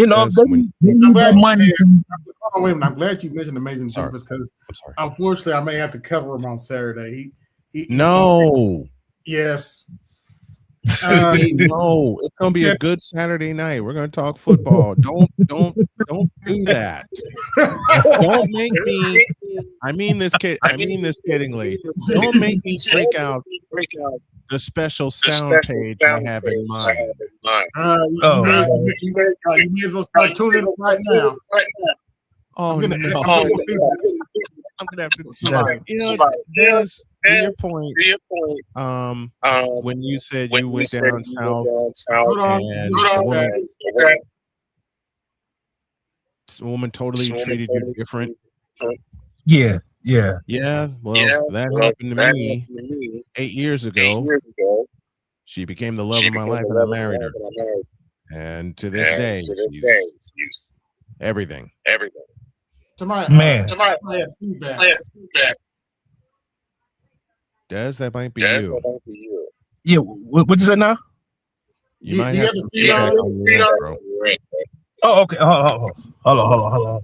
I kill all that. Yeah. You know, we had a blizzard up here today. Understood. You back in Detroit? Yeah, I'm back in Detroit. You know, I had to come back. You know, unfortunately, I lost a family member, and then, you know, I had to come back home. But I remember leaving, and I remember this was years ago. You know, thanks anyway. But I remember leaving on a Greyhound, coming back to Detroit, and it said, "Welcome back to Michigan." I said, "Damn, back to these whack ass." Because I was treated so good down there. You know, it was hard to come back, man. Because you know, to this day, I felt like I met my wife down there and I had to leave her. You know what I'm saying? They was different. They was different down there. You know what I'm saying? So I brought my lady with me everywhere we went. We've been down to North Carolina. We would travel the South. We're back up here in Indiana now, but in a couple of years, we're going to get the heck up out of here. Yeah, I don't like Indiana. The Three Rivers. Still getting that feedback from somebody. I'm curious though. You ever travel to Canada? Detroit. Hey. How about that? Is that better now? Let's see. Yeah, it's better. Yeah. Okay. Still getting it delayed. Let's see. Let me Okay. Yeah, he's gonna jump out and jump back in. But why do you have to cover that on Saturday night, man? He said some slick shit about FBA. Oh no. Before that, I You might gonna do make a me stream break tomorrow. out Yeah, I might do a you stream gonna make me tomorrow. break out the special sound page, aren't you? Mm-hmm. Aren't you? Yes. Damn you. I had just put it away too, and now you're gonna make me break it back out. All right. Yeah. I will tell you, I'm gonna be late Saturday night because I'm doing the Seahawks 49ers game. Oh, okay. And you Oh, may that's catch right. you may catch the end of that. And then I'll hop I in. missed it, but I missed it till somebody mentioned it today. The Lions didn't make the playoffs. Damn. Man, Lions got kicked out. Sorry, brother. I mean, Yeah, Lions am I got good now? I thought they were at the top of the. Yeah, it sounds good now. They were at the top of the division, then they ran into Green Bay, and then they lost to Pittsburgh. Oh. At home, at Ford Field. Yeah, my condolences, brother. Yeah. Sorry The about Lions. Yeah. This one's for AB. The Lions didn't make the playoffs. Don't talk about playoffs. You kidding me? Playoffs? And if it's any consolation, well, we're from Indiana, so how do you think we feel? I got a Lions hat on right now, man. Stop playing with me. Yeah. And, but like this, look, I had a lot of losing years. When I was in Georgia, they was dogging me out about the Lions, man. But all these sports are rigged, bro. Seriously. I lived in North Carolina. Listen, Des, I lived in North Carolina and saved my family. They were dogging me out for loving the 49ers. And I'm from Chicago. The 49ers just beat the Super Bowl champ, so there you go. Hey, everything we get from here on out is gravy. I don't care if we lose to Seattle Saturday night. Would I like them to win? Yeah, but we're going to their house. Speaking of winning, who you got Monday? Indiana. And it won't even be close. Yeah, because they've been killing everybody. They killed Alabama. They killed I Oregon. there was going to be an ass whooping on that last game because Oregon. I had literally flipped. To go look at something else, and I came back and they had scored that 7-0. touchdown. I was like, wait, I wasn't ready. Wait a minute, I wasn't even ready. And that's what you said when you popped in my chat last Friday. I'm like, I wasn't ready. I just got settled too. Jody had just helped me get settled. Game started. I had some problem with the equipment, but we got it situated. And before I could blink, I'm calling a pick six. Yeah. And I think they let him have that last touchdown just for mercy. Just for mercy. Because they scored 42 after Oregon tied it 7 apiece. Indiana scored 35 in a row and put the game out of reach. Yep. That long wait, man. The month they have to wait to play, man. That's a long time. You can see that with a basketball team after 4 or 5 days off, they come back, they be slow. You have to get back in the groove, man. That's like you being off for work. You got to go back. You be like, just off the weekend, you be like, this is too much. Don't tell Indiana that, because everybody was afraid that Indiana would be rusty after beating Ohio State, then getting a month off basically to play Alabama because they got the number 1 seed, so they get a bye. And they beat the hell out of Alabama. I was like if 2 or 3 years ago. What was that score again? 35. It was like 35-3. 38-3. Damn, 38-3. If somebody would have told me 2 or 3 years ago that Indiana would crush Alabama 38-3, I'd be like, "What are you smoking?" They need a time machine so they play some bet. No, how many of those times did you turn down on NCAA for you to get that score? How many cheats would you have to turn on in NCAA to get that score? But it actually happened. I sat here and did that game. My wife walked by and said, "What did you say the score was?" 24-0. Seriously, because Jody was working just like I was working. I get started with the game and it's no score at the end of one. And I hear Jody call out, there'll be some points in the second quarter. Didn't know it would be 17 in a row by Indiana. I walked back in her office and I said, honey, I got a score for you. She says, what's that? 17-0. And before I could complete my sentence, she says, is Alabama in front? No.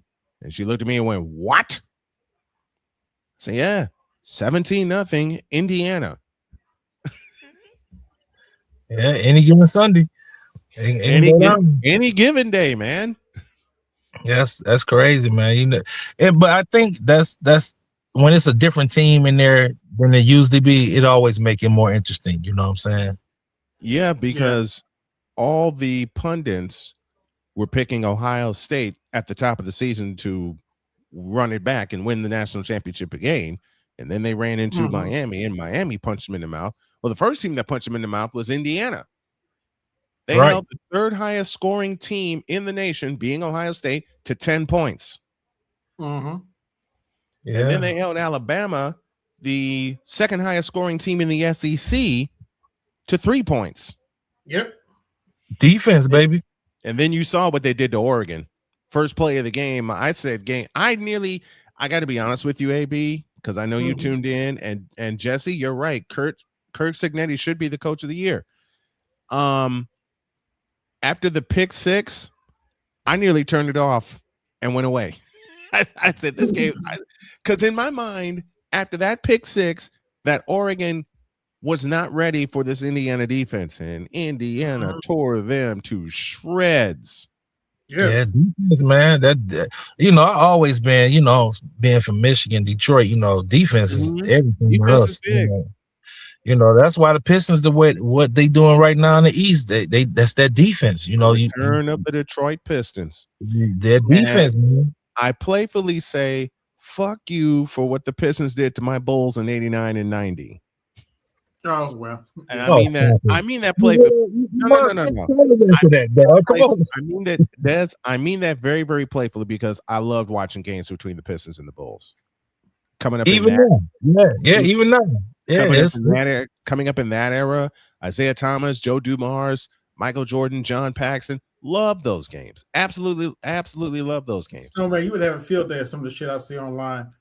Because the new NBA 2K games, you can go back and play in those eras, and they don't want me to do that. Huh? They don't want me to do that.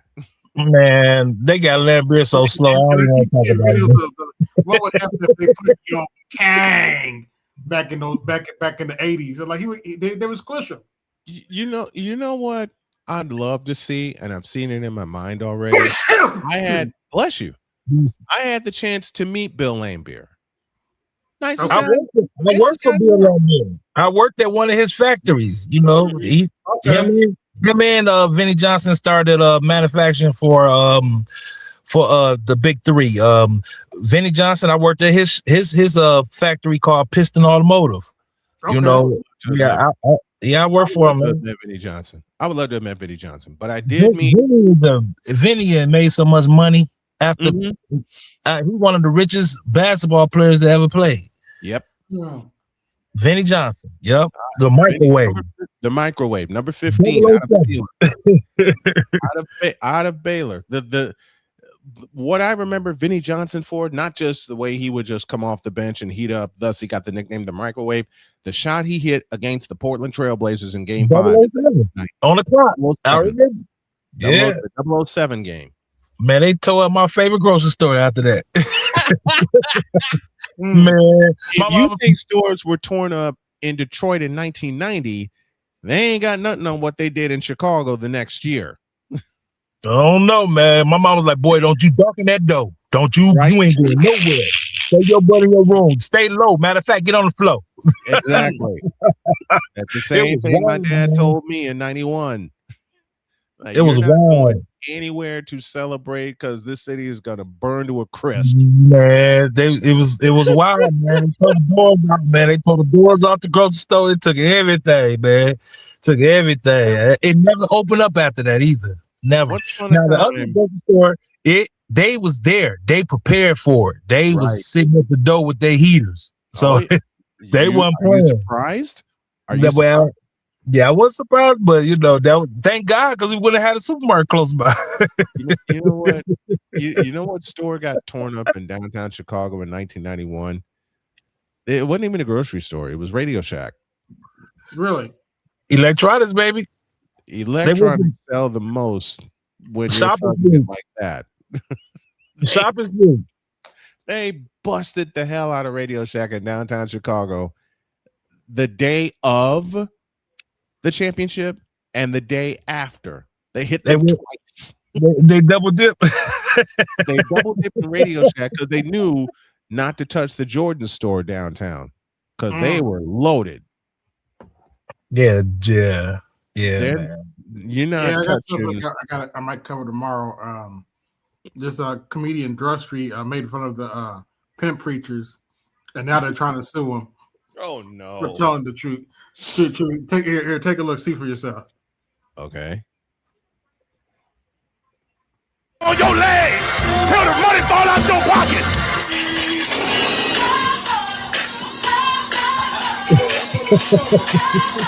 Jesus, you are, Jesus, you are, Jesus, you are. I know the pastors in Atlanta are drafting a lawsuit against Drewski as we speak. Look, I don't care what anybody says. This skit was painfully, scarily accurate down to the red bottom shoes. I cannot tell you how many times I've seen variations of this outfit, the chains, the shoes, the jacket, everything. I'm born and raised in Atlanta. So, I've been to a mega church or two in my day. And I know some people feel like this was making fun of church and religion. But no, it was making fun of these pimp preachers. that wasn't my takeaway at all. To me, it was parodying some of the pastors that have gone viral. Tell me you haven't seen a video of a megachurch pastor in a harness doing cartwheels like he's on a Chris Brown Run It tour. Tell me you haven't seen the pastors talking about ushers close the door until we meet our $100,000 offering goal. Nobody's leaving the church. Close the doors. To me, that's what close them doors. Close them doors. Yeah, that was is parodying, and sometimes that makes people uncomfortable, and that's okay. Like sometimes that's what comedy does. Like that's what the truth can do, and maybe it makes you re-examine and think, okay, well, I can see where some of these critiques are coming from, or maybe not. But I just think the skit was funny. Can you leap on your legs like a survivor? Can you? Yep. Wow. I worked for a mega church, man. I did security for a church. I won't say the name, but I seen up close how, those well, he was a bishop, and he be on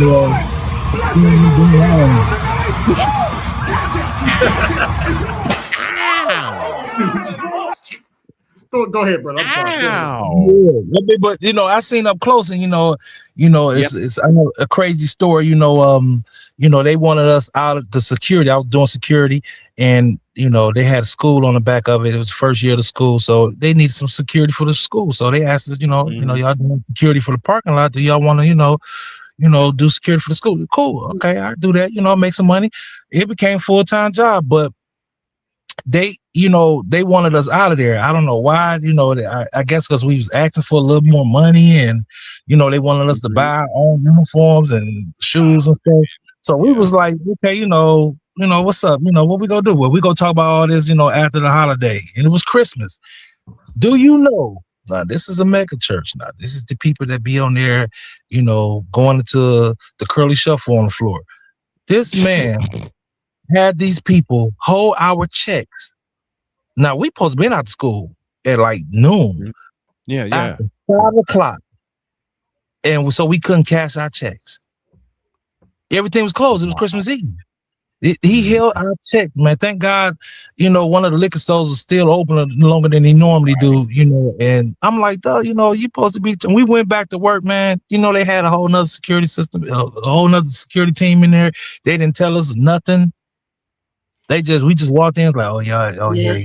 Black churches are dirty like that. They did it so dirty, man. Man, it was painful, man. I had one of the security guards was a Marine a veteran, so he was like, this is not, come on now, this is church. Why is y'all doing this like this? We had a whole 2 weeks we could have been looking for a job. You ain't said nothing to us, so I can talk about this now. All right, enough time has passed. I can talk about this now. True story. I built an entire website for a church. Didn't get paid a Really? fucking dime for it. Ouch. Yeah. And I know. The entire website. only for the pastor to feel like he's gonna do his own thing later, and it didn't look half as good as mine. Of course. It looked quarter good as mine. Mm-hmm. That's happened to me. why I haven't done web in a while, and that's one reason why if I do web again, you're gonna pay me up front. Absolutely. Absolutely. Up I front. will not maintain a website for free.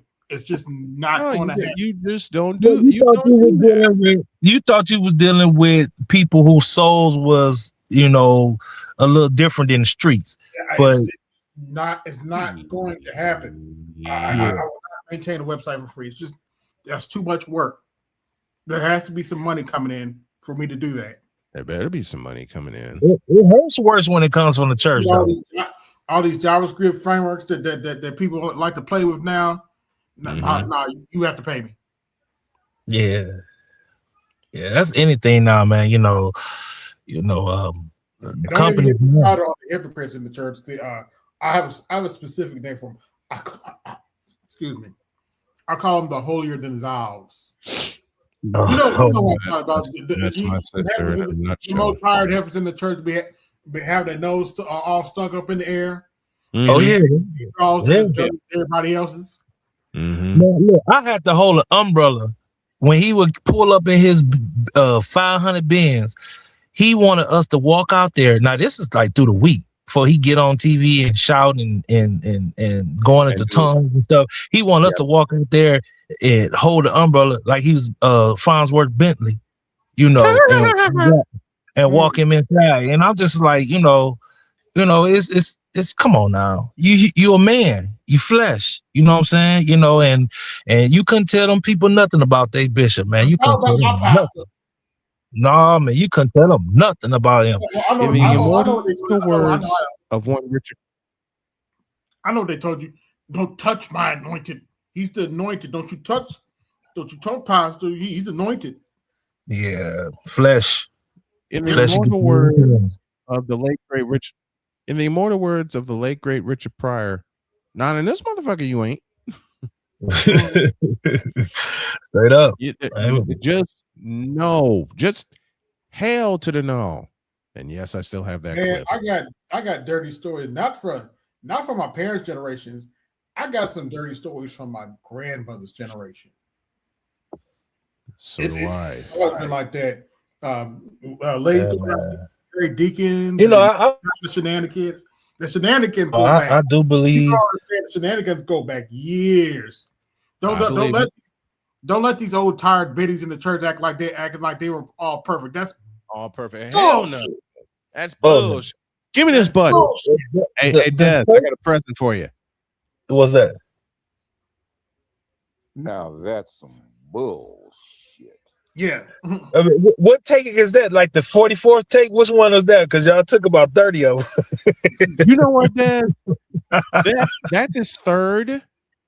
That's his third, and this is one that's one I edited and cleaned up a little bit. I love the new ones. I ain't got time for this bullshit.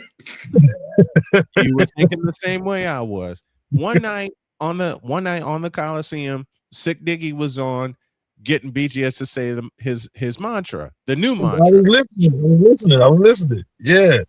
Well, here you go, my friend. I am too old for this bullshit. And I ain't got no time for this bullshit. Yeah. You know what's funny? I played that second one for Jody, and she laughed her ass off. Yeah. She said, I need to use that when I'm at work. So, Lord. Yeah. Because if I ever hear my wife, and she's done it a couple times, just around me, though, just around me and the kids. Yeah. If she walks through this door and her first words were, I ain't got no time for this bullshit. I'm signing off the computer for the rest of the night because I'm going to be laughing my head off. Yeah, BGS, you want to give him his flowers, because Because honestly, man, I think I've been listening to the Colosseum for, I'm 50 now.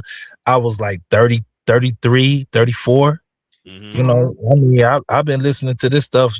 You know, I've been Red Pill before it was popular. You know what I'm saying? So, you know, it helped me a lot because, you know, you as a black man, you know, a lot of times you be learning stuff on the fly. As you know, it's trial and error, you know, and it don't be that we don't have all the things we should have. It's just we have to really, really come from the bottom. Yep. Yes.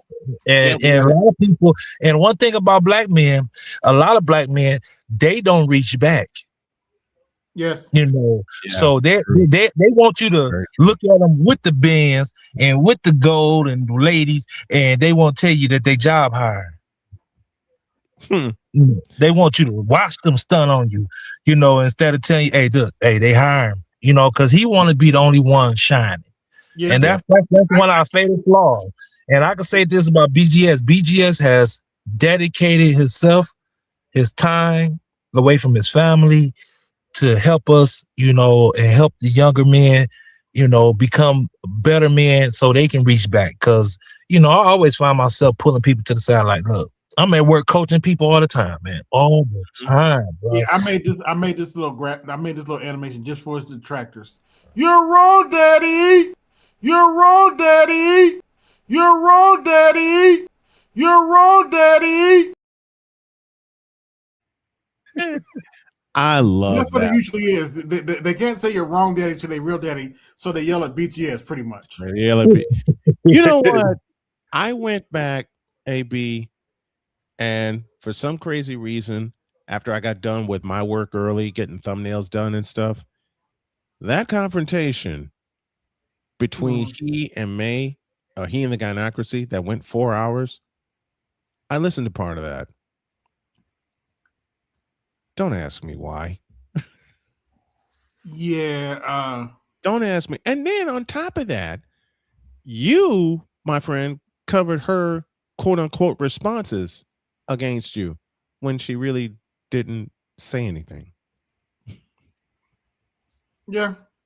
Yeah, that was a classic. May was a classic. Hold on, wait a minute. Let me just say this for the record. I'm done with May. Good. You ain't no blue. And I'm also done with Butthurt Blue. Good. Butthurt Blue made a diss stream about me, then hit it like a fucking coward. I'm done with all those things. I don't want to hear from him anymore. Good. If you come in my chat, I will block you. I don't give a shit. I don't owe you niggas shit. If she shows up and I'm here, I'm blocking her ass. Please do so. Because she claimed I blocked her multiple times. And every time I look at my block list, she said not in there. She gonna be in there next time she my chat though. She will be. She will be. But in the Butthurt Blue, I'm gonna say this one time. You sold your country a dementia patient and an incompetent AKA who slept her way to the top.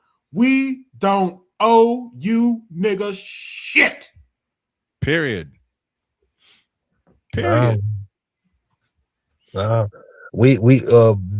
space been moving along and changing the world, and it's nothing you can do about it. Like BGS say, you know, it's now unstoppable. You know, it's because all the things that we've been talking about, and I say we, because you know a lot of this stuff, as you can see, I've been present through some of these things. Yeah, this stuff been talked about. This just new to y'all. This been these arguments, these back and forths, and that stuff that Cory and Anton, we ain't had those type of conversations on here all the time. People throwing people, you know, from from the beginning, we've been having these conversations, this dialogue between each other, trying to hash out where we supposed to stand on things. And that's why when Green Gorilla and Dr. T.S. Johnson and you know, and everyone who has put their 2 cents into this, you know, this stuff is going to last forever, you know, and it changed. I think the reason why people are sitting down now is because of us. Mm-hmm. You know, because of my we've been talking about this stuff. You know, all these women trying to cook. Kevin came through and blew the doors off. You know, I remember riding my bike because I had a car at the time, working as a essential worker through the pandemic, coming home, riding my bike past the woods and shit to get home and listen to Kevin, laughing my head off and enjoying every moment because to see him have that many numbers, I was just like, this is wild because we've been talking about this stuff. Mm-hmm. Yeah. Forever. It's in the world that BGS shouldn't have over 100,000 subscribers.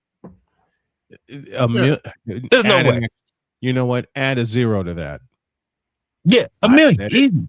Every one of us should have that number with the range of things that we cover. Me, myself, BGS, AB, Charles Faulkner, yourself. We all should have those kind of numbers. Edward Anderson, everybody, you know, from the smallest people, you know, it's a lot of even some of the people that's out there that don't claim us, they get all the information they use and all they get from us. It's just recycle stuff from our platforms, and it's, you know, it's wild how they just run with it. I'm not the Black Manosphere. I'm not Red Pill. I'm not this. I'm just me. Bullshit. No, you get all your information from here. You're pretty much like the Amazon sellers. You go to our store and then you get on Amazon, sell it as like it's coming from your manufacturer. You know what I'm saying? So it's pretty much recycled from us. Yeah. So, but like I say, it doesn't matter who the messenger is. Just carry the message. And whoever got the torch, keep it lit. You know, even if you put your little twist on it, but just keep the torch lit, because basically, you know, the things that Kevin was saying was stuff we just talked about on Colosseum all the time. All the time. For years. That's why Kevin he was so immersed in it and versed with it, because when he got on there, we had these dialogues. It wasn't nothing nobody could say to him, because we had all these conversations between the men already. So bringing it to the world was just like y'all just new to this stuff. You know, all this the terminology is what changed everything. Once we came up with the terminology, you know, it was on. Because no one knew what COVID was until they gave it a name. That's it. I thought COVID was the flu. Mm-hmm. I think it's still the flu, right? Yeah. But you couldn't say you were coming up with a cure unless you had a name for it. Mm-hmm. So once we started getting terminology, you know, and BGS came up with some the other day on his show, patriarchy. Oh yeah, patriarchy. That is classic. That is classic. That is so true, though. That's what they mean when they say patriarchy. They mean patriarchy. Mm-hmm. Patriarchy. And that was on the fly. That was on the fly. And that's why all them years of us talking created the terminology, because we would come up with these things, you know what I'm saying? Because one thing about language, it's always changing. Yeah. You know, the best thing about him coming up with stuff, or us coming up with things like that, and the terminology that you talked about, it works. Yeah. You're right, man. It works. Patriarchy. It works. And the other greatest thing is, when we come up with terms, there's a definition to it. There's a definition to it. Man, when I tell people about son husbands, I did Lyft for some years, right? Oh man. Yeah. Oh my God. When people would talk to me, you know, because I used to be a cab driver, I listen to people all the time. I'm telling you, I used to spread this word, this Colosseum, all our platforms. I would regurgitate it to the people that was in the car with me, and you know, one of the reasons why I got kicked off the platform. You know what I'm saying? Because you had someone to feel offended. You know, they listen to it, Yeah. clap to it. Oh yeah, you're right. And then they get on there and tell me like, yeah, he said something about this. Yep. Oh yeah. Yep. Yep. You're right. Yep. Yeah, I got Same this thing. story. Same I'm like, thing. you could have said that because everybody been in the car with me, been rolling with me, laughing about it because I would never be on it. You know, I got a lot of tips off of it. You know what I'm saying? So, you know, By the but way, you always get that one. That one. Hey, I got my own. Hold on, I got my own live stories, man. Oh boy. I got to live to get home from my dialysis treatment, and there's this drag driving me home. She was on the phone the whole time. Oh, that's right. Oh dear. I said what I said. I'm glad you said it that way.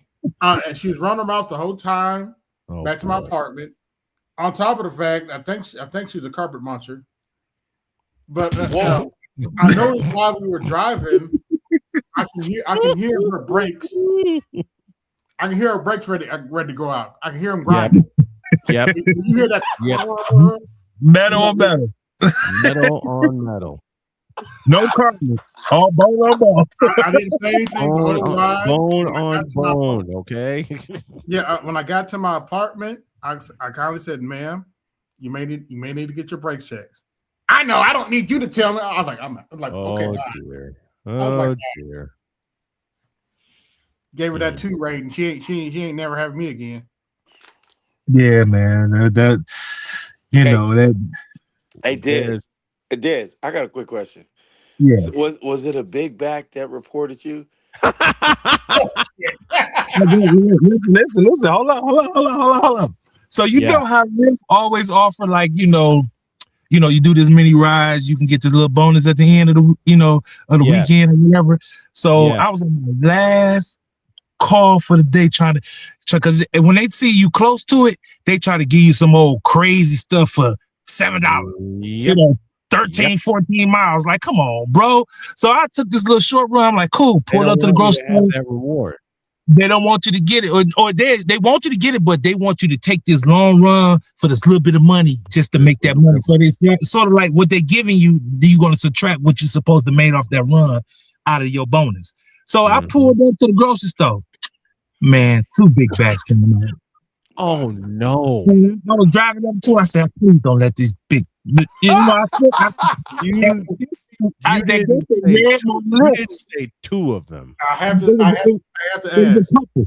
It was a couple. Hold on a minute. I have to ask. Were they Date Demon's big bag?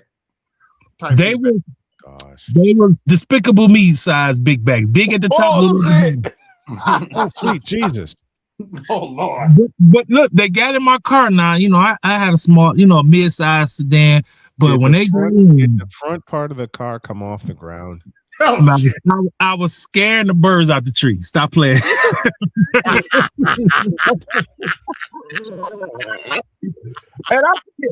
They must have read my lips because I was like, "This big motherfuckers," So they got in the car, I'm just like, blah, blah, blah. You kick into the mode, when you're doing Lyft, So I dropped them off, and next thing you know, I got up in the morning to go work, got up, dressed, boom, boom, about to go do. It was like, yeah, you've been reported. I'm like, what the fuck? Who could have said? And I said the big bag. Ain't that a bitch?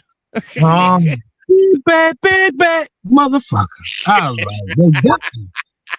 Hey, you know what's funny? I had a big back actually. She got upset because I was saying all the shit. Like I was spitting my KS. You know what I'm saying? Yes. I was spitting my KS and and she was. You gotta be careful when you're talking that KS language, boy. She was trying. Oh, this is years ago, bro. Look, this is after. Excuse me. I just woke up, y'all. The pandemic, right? So, what I'm saying? I'm grinding. I'm like, okay, I'm recouping. I'm doing anything to hustle to get the money back, right? Get the travel bag, right? So I can escape, right? So you can get the hell out of Dodge and not come back. Oh, no, no. My daughter, she wasn't old enough. She's okay. She 18 now, but you know what I'm saying? She not grown. she not ready. You know what I'm saying? She ain't being ready to hand her off in the world. But you know what I'm saying? They don't remember. They're not gonna give you credit. You know what I'm saying? They're not. You know, you Oh, don't no, really They're not. tell you thank you. You know what I'm saying? Like the it's a family. thankless job, bro. So check it out. I did that, right? So my daughter's 18 now. She's actually she's in school to be LPN. Already started college she was signed. She already started summer school at 17. Took her summer classes started at 17. Graduated at 17. Graduated a year early. Started college a year early, bruh. When I tell you, like my daughter is, if she was you know what I'm saying. If I had a son, it'll be crazy. But the fire in my daughter is amazing. You know what I'm saying? Yep. And I accept what God gave me and don't question it, this and that. You know what I'm saying? I'm so much more understanding and I can see it in my eye, and I can see in her everything that I taught her actually stuck. You know what I'm Yes. saying? She not out here getting ran through at 18, getting ran Mhm. through at 17, It right? matters when the father around, bro, for males and females. I always tell people this, when it's younger people, I say when you have children, you got to be the most loved and feared person in that child's life. Love where they love you to death. That's Fear me. they know you will knock them out. That's me. Yes. That's guess what? Was my That's dad. me. That's me in the whole family. It's been like that with all the kids. All the kids. I'm the uncle that they fear and love. Yeah, man, I didn't know I was that uncle and cousin. I had one of my cousins, he was in and out of prison, for stealing stuff. And, he older now and, he got gray hair and he just, one day we was on the porch this summer and he just, I haven't been around him. I always just basically was older than him. And he broke down, started crying around me. And he just was like, you always, you was my big cuz, I always looked up to you. And I just was like, wow, I didn't even know you even really looked at me like that. But when you one of those people that always worked, love your child, taking care of your kids, you become, when they don't have no one else to look to, even if you're a cousin, they look at you like They he come to not you. like him. Your whole family be like him.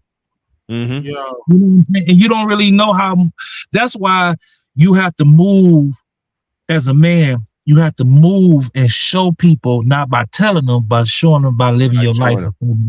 Yeah. Because Something my look dad. at you. Quick story. It reminds me something my dad used to say to me all the time. Okay, I'm sorry. Go ahead. Hold on, wait a minute. Quick story. A couple of years ago, a young man stopped by my house and said, thank me for how you treat him. His father used to be married to my cousin, and I didn't even know who he was until he said his name. And sadly, he had killed a couple months ago. You may have actually heard the story about that Latina lady that killed that dude in a road rage incident.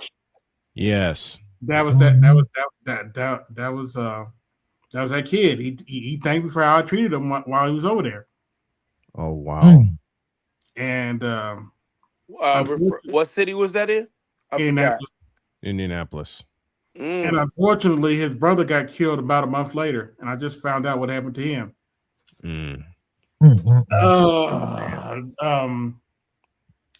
Basically, a Sim couldn't get over the fact that he couldn't get some pussy, and he vowed to kill whoever this girl's next boyfriend was. Unfortunately, her next boyfriend was one of their brothers, and he caught the bullet for him. Caught the bullet because he was trying to kill against his brother. I still, part of me wants to go punch a hole in the wall, but yeah, I get it. Yeah, man, it's I lost my mom. It's hard, bro. It's hard. It was It's hard. something. That's one of the things that drives me crazy because what's the first thing you hear about red pillars? Man, y'all don't know y'all don't teach men how to reject women. Yes, we do. Yeah, we On do. this side of the Yeah, man, we yes, do. we do. We talked to brother. Being rejected by women is a part of life. Get over it. Yeah, but that came from the kids being in the house. You know, we grew up. We older. We grew up. Yeah. We was outside. Yes. Like you couldn't come inside the house until I Until called the you. street lights, until the street lights came on. You better be in on the porch or in the house. You can't. We didn't have no free reign, and But now these kids grow up in the house and they don't know what outside is. So if one extreme is either if you outside all the time is wrong, and you inside all the time it's going to be wrong because you have to be balanced. You know what I'm saying? Like you saying about your daughter, she balanced because she had a father around. You know. Right. You know, when they can pick up the phone and just call you. I gave my son a phone at 8. He's 24 now. I gave him a phone at 8. And people's like, he 8. This is back when he was through. He's still in 3G. And I gave him a phone, and I because his family wouldn't let him talk on the phone when I called over there. Her people used to watch him, my kid's mother, and I'm like, dang, I want to talk to my son. I need my phone back. And so I got him a phone. They phones would get cut off, and they was using his. His phone ain't been off since he was 8. He's 24. Same name. You know what I'm saying? So somebody had to be doing something for your phone to be on this long. But I did that so he can always communicate. My son, he ain't girl crazy. He ain't taught himself how to do coding, Japanese. I gave him that phone and I told him, said, listen, daddy be working. I was driving the daddy in the streets. I'm working, trying to make some money. But listen, if you have any question, there's a video on how to do it online. And God, man, once he got that phone, he took off. He started getting his grades back up. He lost weight. He a health nut now. He in shape, work hard. No, ain't no criminal history. He ain't girl crazy. He ain't no alcohol, no weed here. He just be about his business. And it just when it's a father around, it means something, bro. And the women, I tell women all the time, you can't spell woman without man. And if it's more than one woman, they say women. That right there.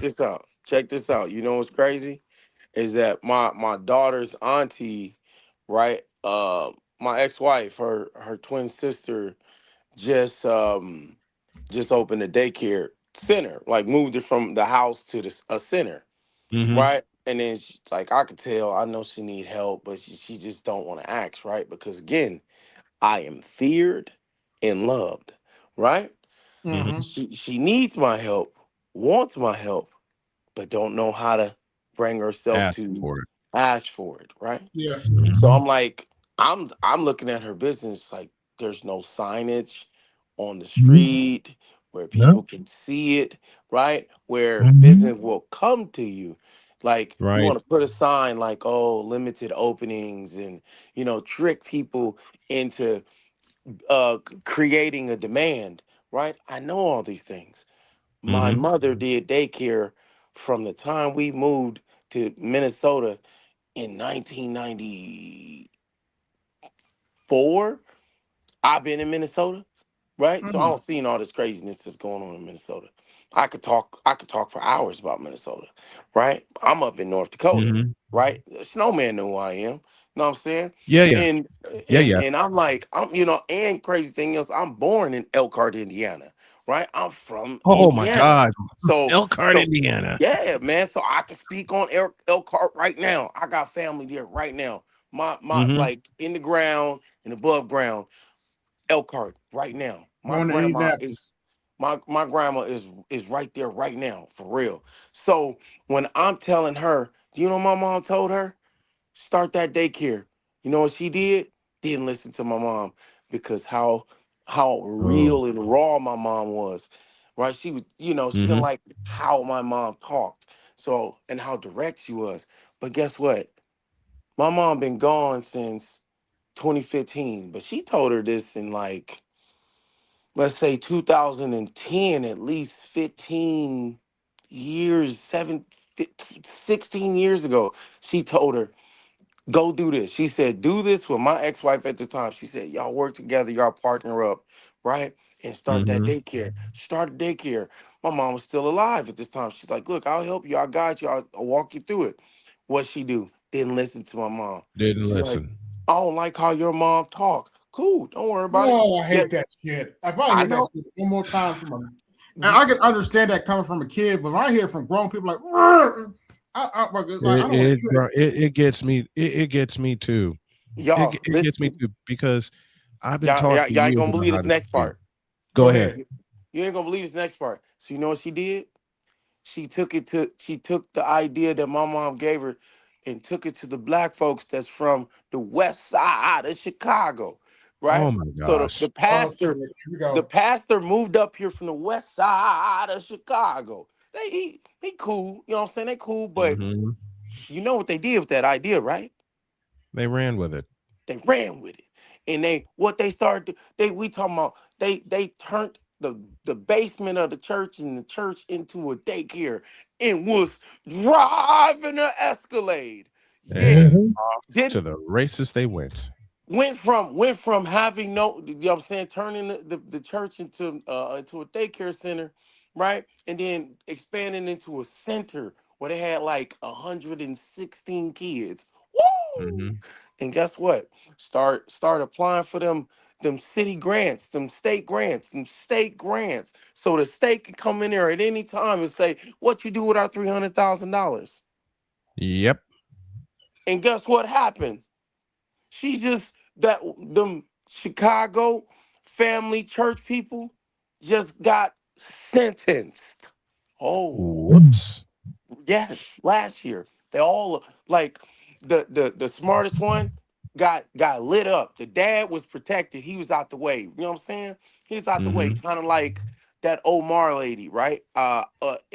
Umar, right? Like she pushed all that money through at the state level, and then she got her kickbacks. So the dad got the kickbacks, right? He out the way, right? But then, Hmm. but then his kid, who who was the smart one, went and got them grants through the state of North Dakota. She got lit up. She Oops. on she on probation for like 10 years, Damn. right? Because it's white collar Yikes. crime, right? Her Hmm. husband got like 4 years unsupervised probation. You know what I'm saying? Felony unsupervised probation. And Hmm. I said, and here's the crazy part is that I know them and I see them, and they weren't like doing like how niggas do when they was doing them PPP loans. Yeah. How Oh niggas was riding God. around. They weren't Yep. doing that, so they just mismanaged the money. But then guess what? You want to know why the state really came after her? You want to know why the state really came Why? after her? Why the state? Because she was the head of Black Lives Matter up here in Fargo. Woo! Mm. So Wow. they wanted to. So so They wanted to make an they example. they made an example out of her. Every Mm. time she got a chance, she was running that mouth. Mm-hmm. And here's the difference. She doesn't understand. She actually, why ain't you in the news with your business and this and that and trying to do this? I say, look, I only come out when I gotta come out. And I was in the news just last week. I only come out when I gotta come out to defend the type of businesses that I got. And then Yeah. I disappear. I understand. I want to do, look, I study the white man, I study the ooish man, right? Hmm. So I study them and I see what they do. They shut the hell up, get their money, and be in the shadows. Yep, and keep it Hmm. moving. And that's exactly what. And guess what? When I'm in Colombia, find me. Good luck with it. I Exactly. I know how to move quietly. When I'm in Mexico, I don't. I speak their language enough to get around. When I'm anywhere I go, I don't want to be seen. I want to move just like that. Most powerful people, right? That get this money, they the quietest. And, Yep. what's BLM doing now? Protesting against Nothing. Hey, I nothing. Not know. nothing. They count. Hey, matter of fact, I pointed that out to some ladies, and they were like, "Oh no, it's not like that." I'm like, "Really?" I said, "Did you know that the head of BLM was a few lesbian ladies, and Yep. where they at now? They count their money, but where they at now? I don't In the know. hills. They're in the hills. That's what they is. In the hills. Oh yeah, that's right. They did buy a couple houses in the hills because I did cover that. Okay. Mm-hmm. Actually, based on graphics, because and painted. Actually, based on graphics on some of their houses, painted blood on it because that's what it is. All them houses was bought with blood money. Yep. Hey, AB, And you know forever will be bought what's with wild? blood. AB, you want to know what's wild is that you point that out to them. You point that out to these people when they try and bring this stuff to them. I'm talking about you want to silence the room. Yep. Where they at now? Hit them with facts. That's Hey, how you brother, silence them. why you think I haven't been to church in a year? I don't have What? time. Bro, I'm over AB. 40 now. I'm over 40 now. I can't put up. There's certain bullshit I'm not going to deal with anymore. I can't AB. deal with Right. it anymore. AB. Yeah. Like I said, when my granddad told me what type of man was the leader of their church, right? And I just Mm-hmm. told you this backstory, and then I went. The only time I ever went to that church was to try and save my marriage with my daughter's mom. I did everything that any man that doesn't want to be a statistic would do to Yes. try and save his family, and I Yes. did it. Right? I did Yep. it, and I remember that man didn't do anything that my ex-wife was more valuable to him than it at his. And that's another thing that doesn't get talked about. A lot of these churches cause divorce too. Yes, Yes, I they can. do. Oh, we can talk Yes, about they it. I do. don't care. Guess what? You know, my ex-wife told me last year she said when you get your podcast going, right? She said don't talk about me, and I said, what you mean? I said I mean I haven't talked negative about her. Have y'all heard me talk negative about her? No. No. No, right? So I said, oh, I'm just gonna say, just talk about my experience. My experience is I think that you're better than most of these black women out here, and I think that I was lucky to have you in my life, and I'm still lucky that we still work together. We still get money together. We work together. Like it's, you know what I'm saying? She living a Yeah. life, and I wish her the best. But guess what? She even told me just even a week and a half ago. I said it's crazy. I said she just turned 40. I'm 41, right? And I Mm-hmm. said, why ain't you found nobody? Why ain't you find nobody? Like what we talk like friends, right? Why haven't you Yeah. found nobody? She's still pretty, she beautiful, but guess what? At the end of the day, after a dude hit, right? Then those beer goggles come off, right? Mm-hmm. Mm. Those beer goggles came on, like for real. Like women gotta understand that, right?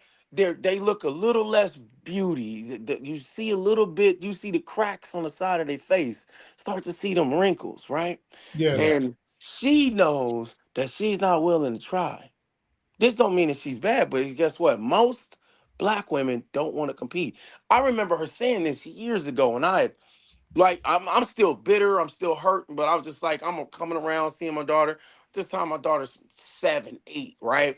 Mm-hmm. That's 10 years ago. I'm telling you, my daughter is like, I'm doing daddy daughter things, going off, taking her to the movies to go get to eat, go buy her food, go buy, you know what I'm saying? Let's go eat, go buy clothes, all this, right? I Yeah. used to think like, she's like, oh, I want you to do this with her and blah, blah, blah. I'm still hurt because for years I'm hurt. Like women don't understand. My best friend, right? If he out there, E Smooth, right? Smooth. He might be in the comments. He be all around, right? He introduced me to all of this, right? He introduced me to Tommy. Like we were still together, but our shit was dying. And it was dying. And I remember he was downstairs living with us. But at night he would listen to Tommy Sotomayor. We're talking about first first wave what did BGS call it, first wave black manosphere, right? Mm-hmm. All the Mhm. brothers that ain't around no more, right? Yeah. He would Yeah. be listening to them, right? In the middle of the night, during the day, right? He'll be listening to them because he had never had a Excuse me. wife. Yeah, he got a wife now, right? But his wife is from outside of America, like a smart man, right? Okay. So he was listening to my relationship is dying. I'm just like, man, I'm like, she likes him. What is he listening to? And we upstairs. I'm trying to get some pussy, right? I'm Mm-hmm. trying to get some pussy. The well is dry, right? I'm like, damn, this is a beautiful woman. But like a lot of brothers that will bro, men, a lot of men, they're in these marriages, their wives start to cut them off, right? He's not happy, shit isn't functioning, boom. Shit's dying, then boom. My best friend, he goes back to Minneapolis. She breaks up with me, right? Asks me to leave, right? And I'm bitter, I'm hurt. And then my daughter, she sees it, bro. Y'all don't understand. Like my kid, like I remember, me and my daughter can still talk about it to this day. She saw it. Dad, you weren't happy. Dad, you were upset. And I'm like, I'm trying to tell y'all, bro. I was so hurt. Like I didn't see it. So many men don't see it. Yes. No. We get like I heard the craziest thing. I don't know, it might have been on Fresh and Fit or something, or one of these other brothers, but they said what some brother had said, women, men give their hearts, women give their bodies. True. Yes, we do give our hearts, even when And we and, don't and I'm even like, in return. I could just think back and reflect every day, gentlemen. You know what I'm saying? You can Hmm. reflect back to how special, how much she means to you, how you would literally die for her, right? You would, again, and you know this, like you said, a simp decided, oh, I'm gonna kill the next man that she's with. What? Like, what's wrong with you? Like, I was so hurt, man. I'm And the talking. kid and this kid was only 19 years old too. Damn, I won't know if you say that, Wow. here, but anyway. Yeah, no, man, I'm sitting here like I would only do that for my daughter. Like literally, I'm like, if someone touched me, I'm talking about for real. I couldn't even. I'm going to jail. Yeah. I'm going to Same here. jail. Same here. I'm going to like, bro. I'm going. Any, Like, yes, I'm on YouTube. And, Not. and you know what? To be perfectly honest with you, sometimes I thank God I don't have children, and it's not the reason you think it at all. It's not that I don't love children. It's not that I don't cherish children. right. Because I would be in jail for what some of these single mothers do to their children. I'd be in jail. Man, let me tell you something. Do you want to know something? AB, I deal with children. I'm going, and this is a circle. Yeah, I'm gonna get back to my Yeah, then daughter's we're gonna get out of auntie. here once you do that. But yeah, go ahead. But check this out. I drive school bus, right? Don't got to, Mhm. but I Mhm. drive school bus, right? Drove school bus years ago, stopped doing it for years, doing it now, right? I'm just like, okay, I'm gonna be here all winter. Okay, I might as well drive. So you talking about how crappy these single moms are? I see it every day, bro. Oh shit. I see it every Man. day. Do you understand how many kids that I live up in Fargo, North Dakota? Yeah. 0 degrees. Remember when last time I was on here, AB, you was like, oh, it's 12 degrees in Indiana. And I said, it's Mhm. It's below negative. zero up in Fargo. So I'm like, it's negative. Yeah. Like Oh shit.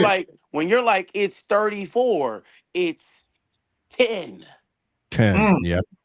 Okay? Yep. Like, and we're not talking about wind chill. We talking about That's No, like you right there this is today, straight. late Michigan It is. too. Oh yeah, damn, yeah. It is I- straight. It is straight 10 degrees. Arctic. I used to live in Minnesota. I I get used to live in Arctic Minneapolis. Arctic weather. We get Arctic weather here all the Mm. Yes. time. Yes. So I'm sitting here like I see how horrible these moms are. Like and I'm like, guess what? Oh, and I also referee on the weekends. So I'm Hmm. giving back to these children. Man, Yeah. when I tell you, bruh, listen to me. I gave my number to one of the head coaches over in the city next over, right? Little city on the other side of the river, Red River, Hmm. right? And I Hmm. gave my number to the coach. I was like, hey man, could you please get my number to his parents? Right? And he's like, oh, he has a dad. And I'm like, bro, this little boy had dirty socks, like old shoes with no grip, like uh, Mm. like not the correct kind of shorts. Smallest kid on his team this past Saturday, right? He had tape on the back of his shirt. He didn't have a jersey. He had tape on the back of his shirt. Number 8, oh, in tape. And I felt like, you don't understand? Like this little boy, I said to the coach, please get my number to him. I would love to help him, like, adopt him sport wise, whatever. Right. Littlest, Right. littlest kid on littlest kid on his team, biggest heart. And I Yeah. told him, please keep trying. Because guess what? Do you understand? I wish that when I was graduating in 2002, when I graduated high school in 2002, that I could have got a NIL deal to play Mhm. football. Like these motherfuckers that are getting paid. Are you Yep. serious? Yep. Do you understand? When I look at these kids, and you understand, I drive school bus. There's a kid at one of the high schools. I see him walk by every day, AB. He walks by every day, B. And guess what? He's 6'8", not on his way to practice, on his way to the school bus. 6'8". Mm. 6'8". And none of them coaches have took him under his wing. And Under I that don't wing, care. right. And take this big baby under your wings and be gentle with him and show him the way. Guess what? That NIL money, it gonna pay for everything for the rest of his life. Do you understand? I made a bet Mhm. that Mendoza is not coming out of Indiana. I made a bet. Now, Snowman, you can Yes. tell me if I'm gonna lose this bet. I made two $20 bets last weekend that Indiana boy, the QB is not coming out. Because what's the point of coming out when I'm still gonna make When like you're gonna make like a ton of money. Thank you. You know Thank you. what's gonna happen? Go ahead. Indiana's gonna win the national championship, I think and so. he's still gonna stick around. That's what I said. That's what. And Mm-hmm. I have two reasons. Go ahead. One is Kurt Signetti. The other is his brother, Alfredo Mendoza. Yes, I didn't know that, but someone told me he had his brothers there, and I'm like, Yeah, everybody is there. Fernando Mendoza Sr., his the mom. Fernando's mom, and his brother are all invested in Indiana University. Contrary to popular belief, they weren't investing when he was at California. They weren't investing when he was at Cal. They let Mendoza get pulverized at Cal. Pulverized. He transfers to Indiana, and Kurt Signetti says, I got you. And his mom has MS, right? Yeah. Here's right? the other thing. Yeah. You know who Mendoza had to learn behind? No, go ahead. I'm listening. Look up the name Curtis Rourke. That was Indiana's starter a year ago. Mendoza had to sit behind Curtis Rourke and learn the ropes and learn Kurt Signetti's methods. And for those of you who follow the CFL, Curtis Rourke is the younger brother of Nathan Rourke, who plays with the BC Lions. So Mendoza had to learn under Curtis Rourke. Okay.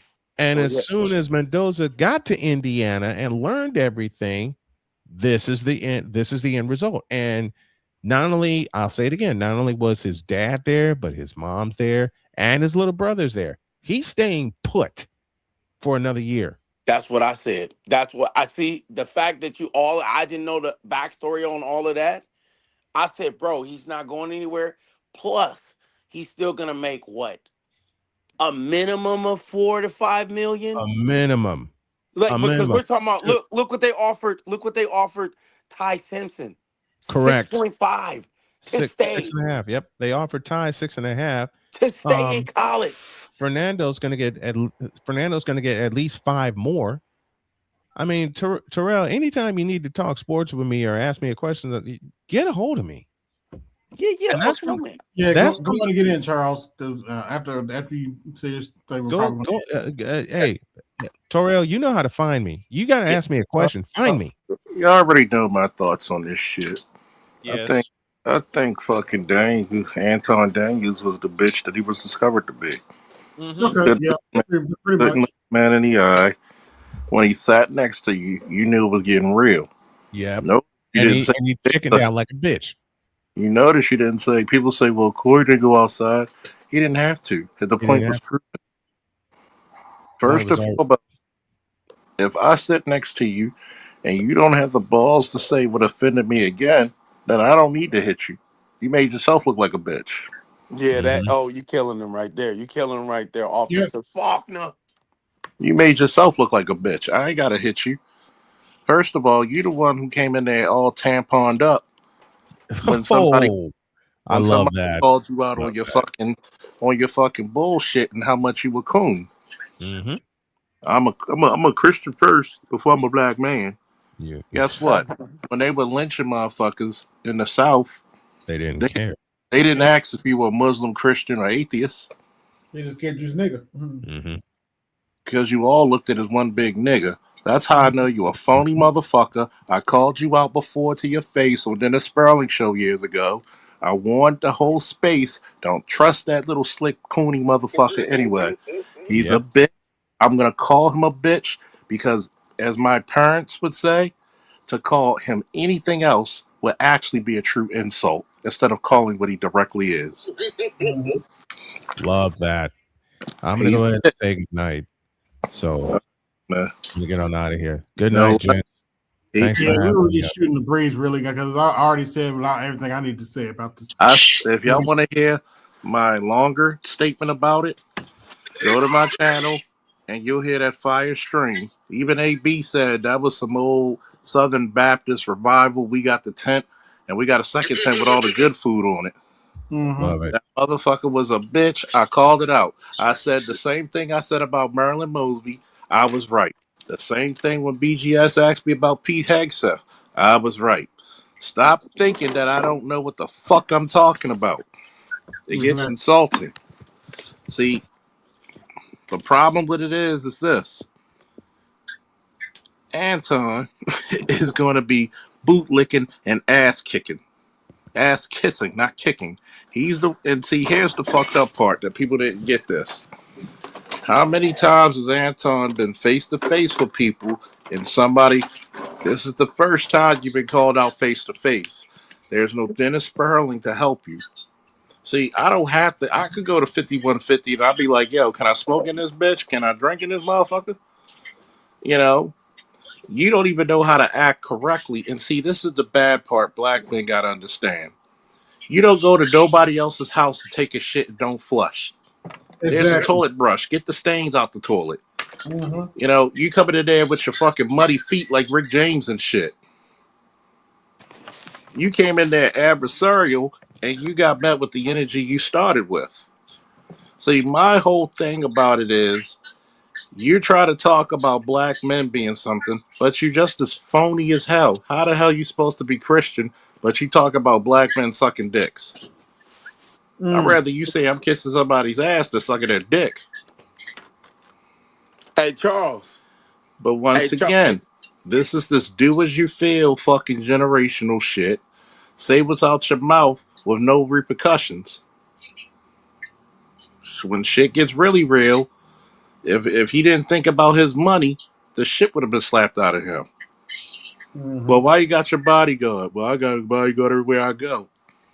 I don't have to need a bodyguard to go to anybody's panel or anybody's show.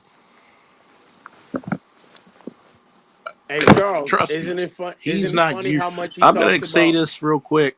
Okay. There's a lot of motherfuckers who never had the pleasure and experience of getting punched in the fucking face. That's true. And it's not just being in a fight, you could be sparring. If you haven't been thrown so hard where the capillaries in your mouth been burst, where you feeling the shock of your system, or getting rocked just by sparring, it humbles the fuck out of you. There's a lot of people walking around these fucking YouTube and internet streets, going around being the phony, tough, and crazy brave. But one day you're gonna be caught up. One day somebody gonna check your ass, and we're gonna all see when you take accountability of how it's gonna feel when the fucking action turns on you. I'm done with that one. Hey, Charles. I just think it's interesting how he talks about him being a Christian, but yeah, he talks about how much pussy he gets. And I'm gonna say this, right? Black people need to stop letting a lot of people talk for them. Yep. We should not be afraid to point out coons and say we don't speak up for them. Like I said on my show, if they don't support reparations, fuck them. Yep. If they don't support the education and betterment of black men and black fathers and black boys, fuck them. If they're not talking about black first, and you're a black politician, you're a black content creator, fuck them. That's all it needs to be said at that. If you're not trying to do anything to improve the life of black people, fuck them. There's no argument. Fuck them. I'm sorry. Like the Monroe Doctrine, we need a Monroe Doctrine for coons. Stay the fuck out of black people business. Word out. I heard that. Whoa! I'm done. Well, we're about to shut down now, folks. I'd like to thank everybody that came through. This is AB Media 83, and I'm out. Peace. Yo, this is AB Media 83. Want to support the channel? Hit the Cash App. Also, be sure to like, share, and subscribe to the video. Also, be sure to hit that bell notification so you can be notified next time I upload a live stream or video. And always remember, keep it grinding, keep it pushing, keep it moving. This is AB Media 83, and I'm out. Peace.